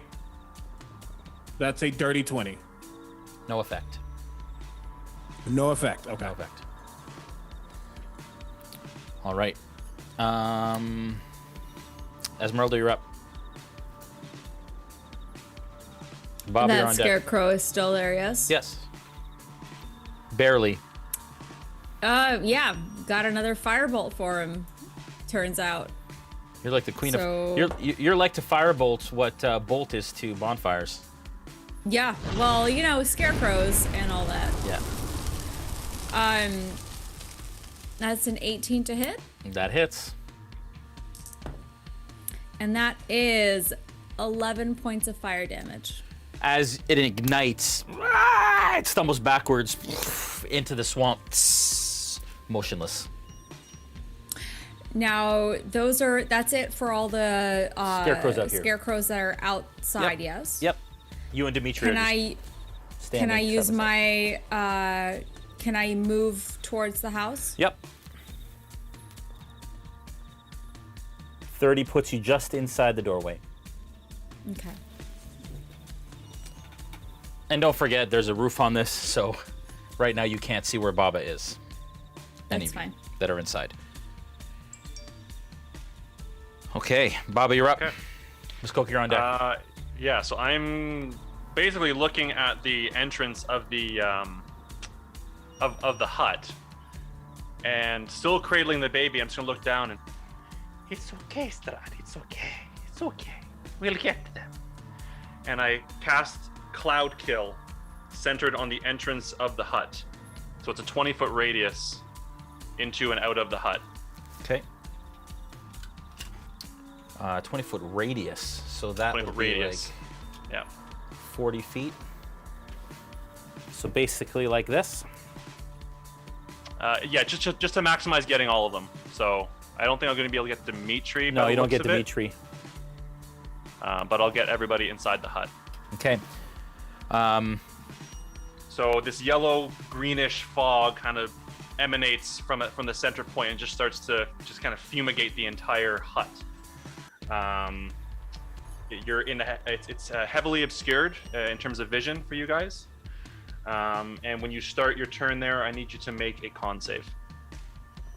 Okay. Now, if I don't actually, breathe, sorry, no. When you enter enter the area for the first time, so I actually need you to make it right now. Well, it says when they enter or start their turn. Is it or? Yeah. So when they enter for the first time on a turn or start their turn there. Yeah. So they haven't entered on their turn. So at the start of their turn, they'll do it. Okay. Okay. Now, here's a question. I don't breathe. You don't need to breathe for this It to still affect affects you. Okay. Is it poison damage? Or poison? Because I have resistance. No. So. It says specifically. It says creatures are affected even if they can hold their breath or don't need to breathe. Okay. It is poison damage. It is poison damage. Yes. Okay. All right. Now, yeah. Do you have the resistance to being poisoned or resistance to poison damage?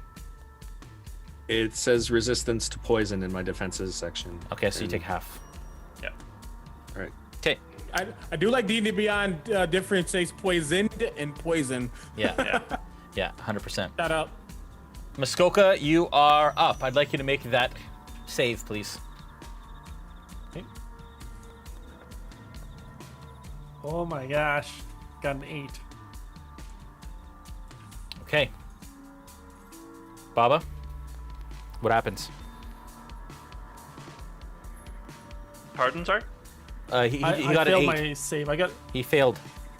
Oh, sorry, that saved. Sorry, I thought you were talking Assume about the scarecrow still. Sorry. Give me a second here.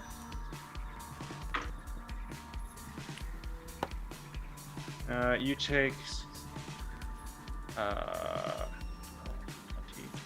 24, 32 points of poison damage as this greenish yellow fume you just inhale it and it starts to burn from the inside out. So, as the gas starts to form, I'll go to try to make my way out the door, coughing, and I just fall before I can even move, and I'm down. Let's go. It falls at your feet, Ezmerelda. Dmitri, you are up.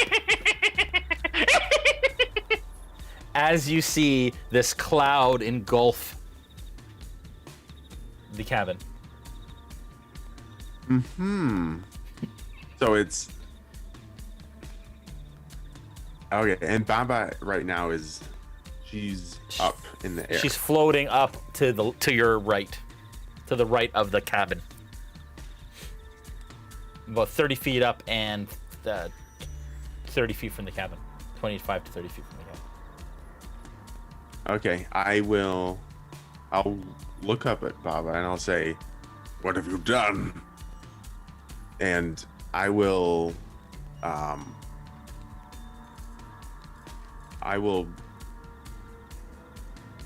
go to the other side of the building and see because right now all I'm seeing is that the entrance is covered in fog. Or also it would be like that whole front wall would be So that whole thing is heavily obscured. Yeah, okay. I'm gonna run around the side of the house. Which way, right or left? To the right. Okay. Towards Baba? Towards Baba, yeah. Because I've seen her. Well, I don't know if I've seen her or not, but that seems to be a direction. That's where you get. That's as far as you get with your 30. Do you continue to move? And is that an open entrance? So this is a balcony, and then there's an opening here, and you can see that the fog is covering most of that entrance. Okay. So you could climb over this way. It's difficult terrain. You can climb over. Basically, any way to climb over that thing would be difficult terrain. Okay, then I will yell into the house. Yep. Are you all right? Speak to me. Anyone. Okay, and they can respond on your turn. On their turn, sorry. That's my turn. You still have an action. Okay. I'll be dodging. Okay. Yeah, I'd be dodging. All right. Back to the top of the order. Sterling, you're up. I'd like you to make your save. All right. Godfrey's so on deck. I have resistance to saves and damage. So I'll make that with advantage, right? That's how. On your con save? Yeah. Yep. You get advantage on con saves? No, against poison. Advantage against being poisoned, Yeah. and I also have resistance on poison damage.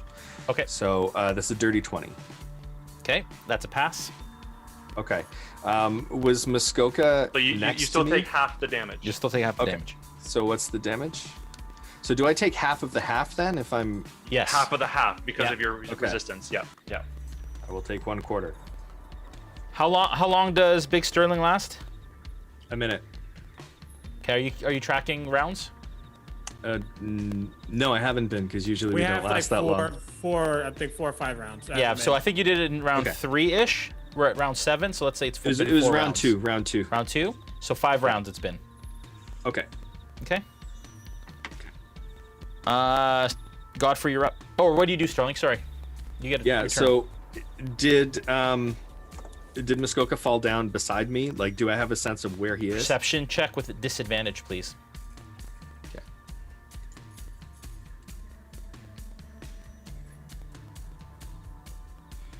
12. With the 12, you notice that he fell beside you. You can see Okay. through the heavily obscured fog. You can slightly see his body. Yeah. What do you Okay. do? I'm making... Jason. Yeah. So just a quick point. So the heavily obscured, Yeah. effectively, everybody is pretty much affected by blindness in that area. Oh, really? Okay. That's what heavily obscured does. Yeah. Okay.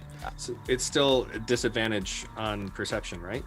Yeah, but just for your reference, you Yeah. consider yourself blinded essentially. Yeah. Okay. So I'm gonna say with that 12, you heard him flop or thump beside you as he was running. All right. I'm gonna... You can't see him. Because of the way mobile works, I'm going to make an attack at the scarecrow next to me if he's still standing, or did he die because of the No, cloud he's there. kill? The cloud kill didn't kill it? It hasn't gotten to his turn yet. Okay. So I'll make a swing at it for 11 to hit. Oh wait, it would have had its turn. Hang on one second. It's immune to poison, so. Okay. So I'll make a swing at it. 11 to hit. Is that a disadvantage? Yeah, that's Because you're disadvantage. blind. Yeah. Yeah. So it's a hit. Yeah. Okay. That's 10 points of damage. Okay. Okay. Or actually, no. If I do that, I won't be able to pick up Muskoka, right? That's an action to pick up Muskoka. Okay. I'm just gonna pick up Muskoka, and I'm gonna run for whatever entrance I think is nearest, if I can, at least in the direction of an entrance. Perception that I check don't to see hit a if you wall. can, with disadvantage, to see if you can pick a direction to go. Okay.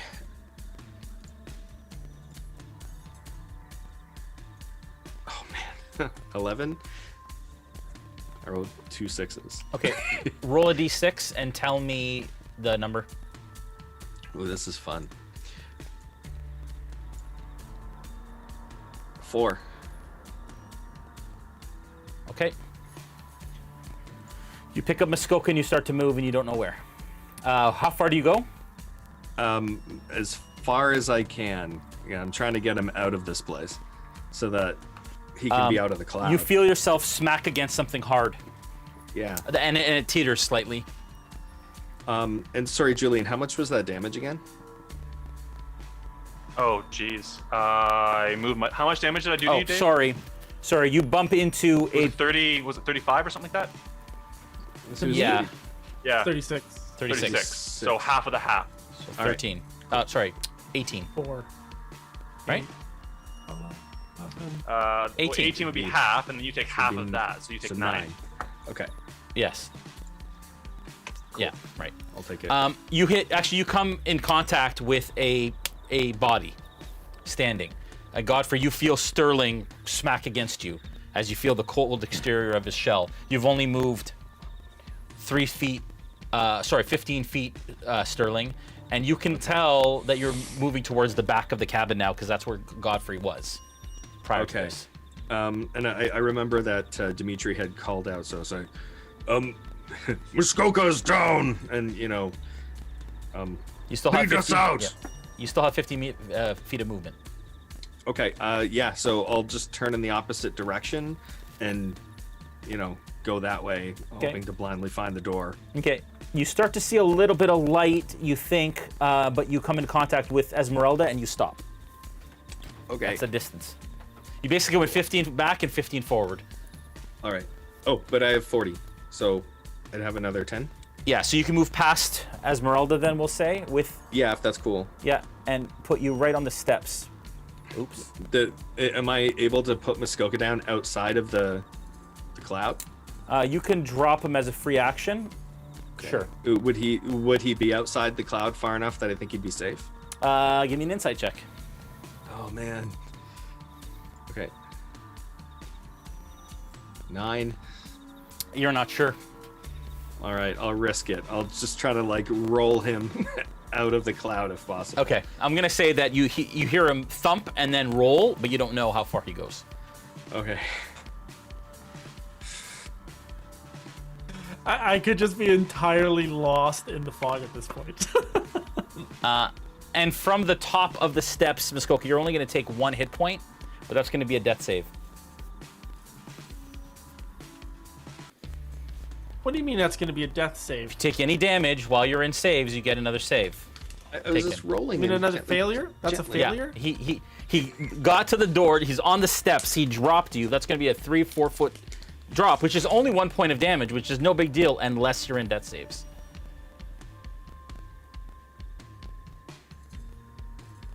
Fine. I know it's fine. That's why I said it. No, it's okay. I accept your decision. Thank you. All right, Godfrey, you're up. Ezmerelda, you're on deck. Godfrey can't see. He's wondering why people are coughing. He is utterly not pressed by this cloud kill. Yeah. And you feel Sterling smack into you and then turn around and you hear him run away. Yeah, he's like, what is happening? Yeah. Okay. I don't see anything. You do feel the heat from this fire growing significantly. Great. I'm going to go from the fire towards. I'm going to go from the fire towards the cool air. Yeah.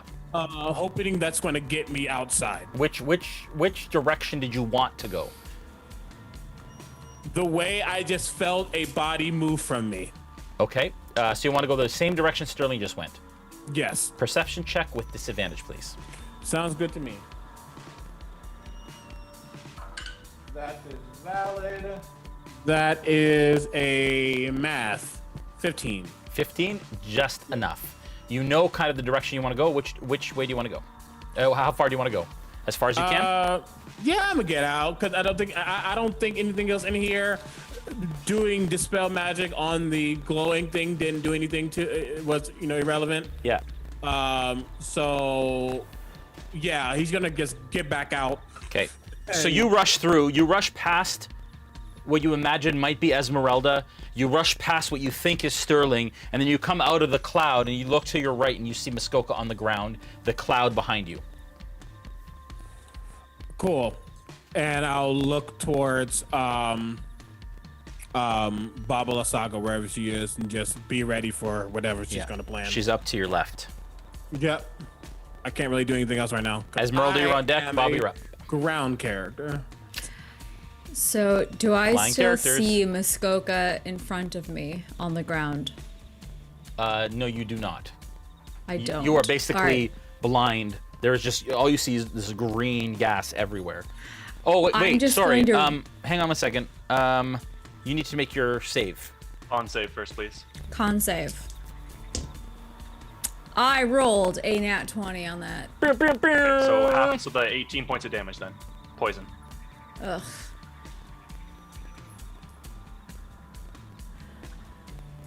All right. I'm gonna say I will 9. just- I'm gonna say 9 because you got natural 9? 20. Yeah. Okay. What was the original? Oh, so sorry. I have 18. to- So 9. Yeah. I already hit it on the thing. Okay, so 9 healing. Just give yourself 9 hit points. yeah, 9 healing. Okay. I am going to just retrace my steps back out of there. Okay. I'm gonna say with your nat 20 that you can tell which way you're gonna go. You're just feeling super good right now. So you feel yourself go past Sterling. You come out of the cloud in front of Muskoka, Godfrey beside you, and that's only 5, 10. That's only like 15 feet as you spill out from the cloud. And then so that's just my movement. Do I see Baba Lysaga? She's up to the left of where you are. I'm going to hurl a firebolt right at her. there. Okay. Ugh, no, that's a 12. Getting a lot of use out of the Sirenscape Firebolt as it flies by. I'm out of all my spell slots, so you're gonna hear a lot of that tonight. Uh-oh. Baba, you're up. Muskoka, you're on deck. Okay, question for you, Jason. This Yes. is going to be more for you to figure out. Yeah. Technically, at the start of each of my turns, the cloud moves 10 feet away from me. Okay. I don't know how it could move away because there's no way out of the building at that side, so I don't know if it would. It seeps through the cracks and stuff. That's fine. Okay, so so 10 yeah, it feet? shifts 10 feet away from me. Okay. So Sterling's still in it. Scarecrow. Oh, that Scarecrow's dead, right? Did you guys kill that Scarecrow? You did, yes. It's dead. All right. Okay. And then can I get a good line on as many people at the front of the building there as I can? There is a straight line from where you are. The problem is your And angle. I can position myself too, just to maximize how many people I can hit. in You a can straight hit line. Dmitri, Godfrey, Muskoka, and Ezmerelda all in a straight line. Okay, so I cast lightning bolt in a straight line. You're gonna Straight come that down. way. The skull's gonna come down. Yeah, just kind of level with everybody and then cast it straight through them. Okay. Everybody's gonna need to make saving throws, please. Dex saving throws, please.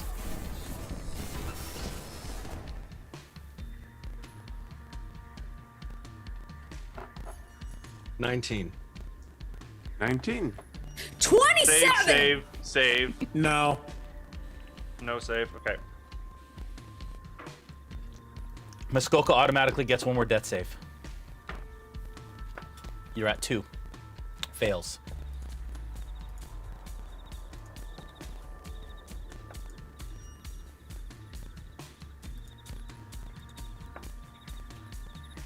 That's 43 points if you don't save, half of that if you do.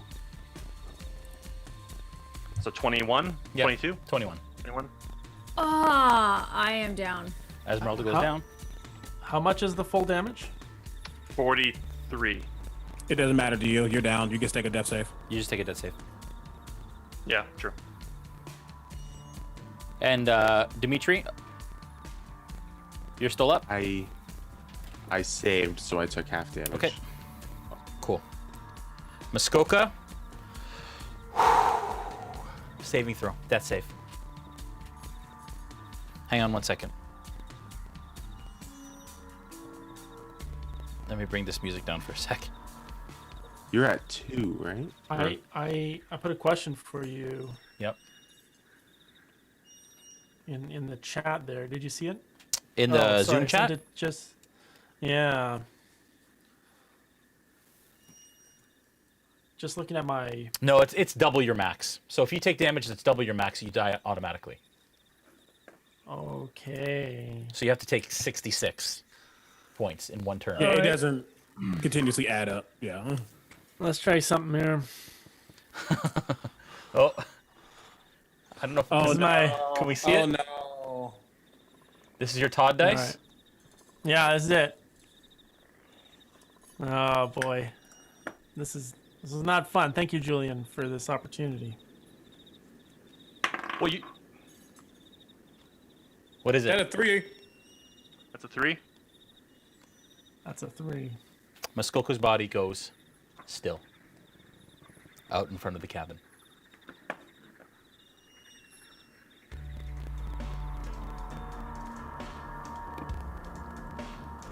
Okay, but would he actually have taken damage from that one point, from that fall?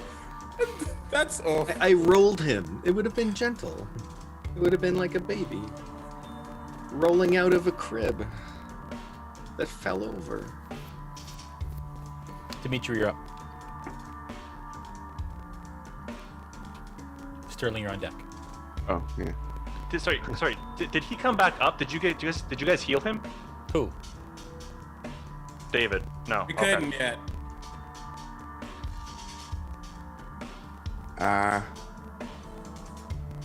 Okay. Is Baba Lysaga at ground level right now? Yes. Okay. I'm gonna turn to her and say, "What have you done?" And can I make it to her just on foot? Yep. Yeah, just. And I'll swing with the longsword for an attack. Does an 18 hit? Yes. Oh, does it? Sorry? Does an 18 hit, Julian? Sorry, no, it doesn't. No. As your longsword glances off the skull. Okay, I'll attack with the extra attack. You were attacking me or the skull? Baba. Attacking me, yeah. Okay, no, it doesn't hit. Okay. My extra attack, the 11 wouldn't hit. No. Um. In your rage, you're just having a hard time getting over that skull to attack her. Okay, yeah, then that's my turn. Sterling, you're up. You're still in a cloud. Having a hard time seeing. You hear what Dmitri yells. You hear him yell, "What have you done?" I gotta make a save? Yeah. 13. What's the DC on that cloud kill again? 17. So you take half of half. That's another 9. Yeah, so I'll take just regular half. Yeah, regular half. My That's right. resistance. Not half of half, just half. Yeah. So how much damage is that? 18? Yeah, so the half damage is 18, and then your half damage of that is 9. He failed though. Yeah, so I failed. So I would just take the half, Gotcha. regular half. All right. Well, this is fun. You can move and take yeah. All right. Well, first of all, I step out of the cloud so I can see. Now, is Godfrey near me? Godfrey is. Yes. Well, the problem is you don't necessarily know. I need you to make a perception check with disadvantage to find out who's around you because you're still. I stepped out of the cloud. Oh, you stepped out. I said I stepped out of the cloud. Then yes. Then yes. Sorry. Then absolutely, you step out of the cloud, and as you step out, you gingerly. You're careful because you almost step on Muskoka, whose body is still. Okay. But Godfrey's to your left, Ezmerelda's to your right. She's on the ground, right? Ezmerelda, you're down? Yeah. Yeah. Yeah. It's a free action to pass something to somebody, right? Yes. Okay. I take the potion of flying out of my bag and I hand it to Godfrey so that he can keep up with this B word. Yep. Okay. Gotcha. And Muskoka's down and Ezmerelda is down? Yep. Yeah. Okay. Can I tell that Muskoka's dead? Medicine check. Dang. 9.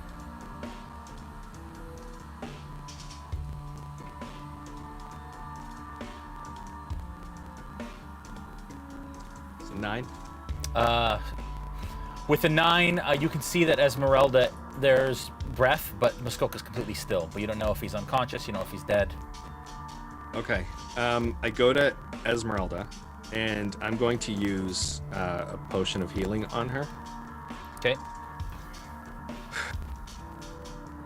Okay. You come back, Ezmerelda, but you are still prone. Okay. So that 3 points of healing. 3 points. Yeah, I'm sorry. Oh wait, no, 5 points. 5 points of healing.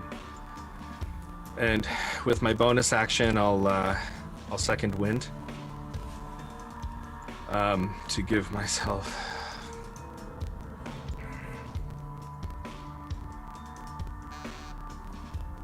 10 points. No, hold on, that's 16 points of healing. And I'm going to use the rest of my movement to get as close to Baba Lysaga as possible. Rest of your movement to move as close to Baba. To get as close to Baba Lysaga as 5, possible. 10, So 15, 20, 25, 30, 35. Puts you right on the edge, right behind Dmitri. all right. Okay. Yeah. 35 because of the muck that you step Okay. into on your last step. Sir Godfrey, you're up. Ezmerelda, you're on deck. I see Muskoka laying on the ground, and it just makes me clutch my sword even tighter as I get the potion. What are your rules for potion? Is it the action, bonus action? Oh, sorry. You passed the... Oh, yeah. Sorry. Bonus action to drink a spell. Okay, I don't know how people do it differently. I don't know what you do. I think the rule is free action, isn't it? It is so DM dependent. I'm going to say free to... Well, if you're feeding It's an somebody... action. If you're feeding somebody one, I would say it's a bonus action. To take it yourself is a free action. Fine with me. That's what I'll say. I will down that potion. Yeah. Chuck the just toss the glass down. Feeling that, I almost feel like there's a level of like a draconic roar. As to him, he's flying like a dragon, and he rushes towards Baba Lysaga. Okay. Yep. 30 puts you right behind Sterling. Double move. Okay. I will get straight up to her. 15, 25. Puts you right at, their full movement puts you right up beside Dmitri, but you can't. Dude, I'm flying. Yeah. Got it. Yeah, I'm flying right now. Yeah, as fast as I get to her. Love it. Ezmerelda, you're up. Bobby, you're on deck. I will, as I'm shaking off my near death, I will get back up with my movement. Okay. And then how far away do I see her? How far away is she from me?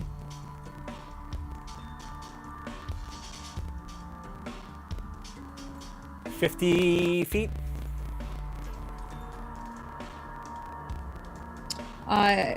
Does an 18 hit? Yeah, does an 18 hit? No. Baba? No. No. That was a firebolt? Yep. Flies past. Just as an FYI, I reread, so it's 3/4 cover in the skull, Jason. Okay.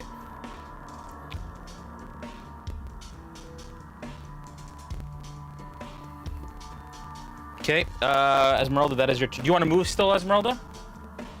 Yeah, if I could move farther away from that house. Far away from the house, but towards her? Sure. Or this way? Like, do you want to move, like, away from everything, or... outwards. Sorry? Yeah. Away from everything? Yeah. Okay. Okay. As you make your way back down the land bridge. Bobby, you're up. Okay. I'm going to look at what is currently before me. I don't necessarily like... yeah. Okay. So I'm going to look at everybody in front of me, and I'm going to go... No. There's more to be had here. You will not get away with this. No. Come, my hut. Stop them! And as I do this, I kind of raise my hands, and the hut that is my house begins to kind of step up from the ground, and these gigantic legs come out from underneath the hut as it animates itself. And that is where we're going to end the session for this evening.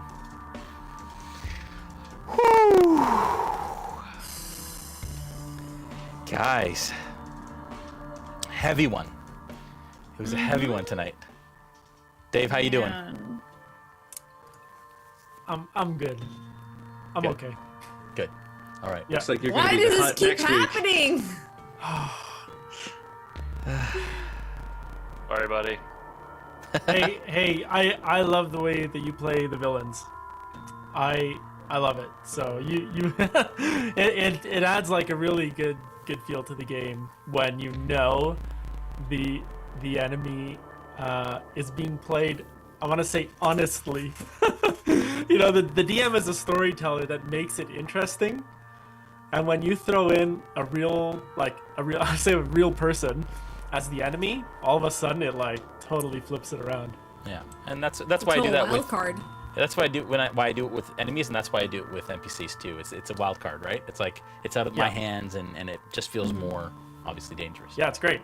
It's great. Honestly, yeah, it's good. My heart hurts, you guys. Okay. Well, the winner for tonight for the Van Richten's Guide to Ravenloft is Whisper 803. You have won. Congratulations. Tonight, guys, I think we may have hit a viewer goal or max or what's the word I'm looking for? Record. Thank you. Record viewership. Yeah, we're well over 300 at some points in the thing across both That's channels. So amazing. thank you everyone for watching. Hope you enjoyed it. If you did, please hit that bell icon and subscribe on YouTube so you can know when Like we go the live. video. Like the video Like the right video. now. Just like it. And and on Twitch too. Feel free to follow us as well.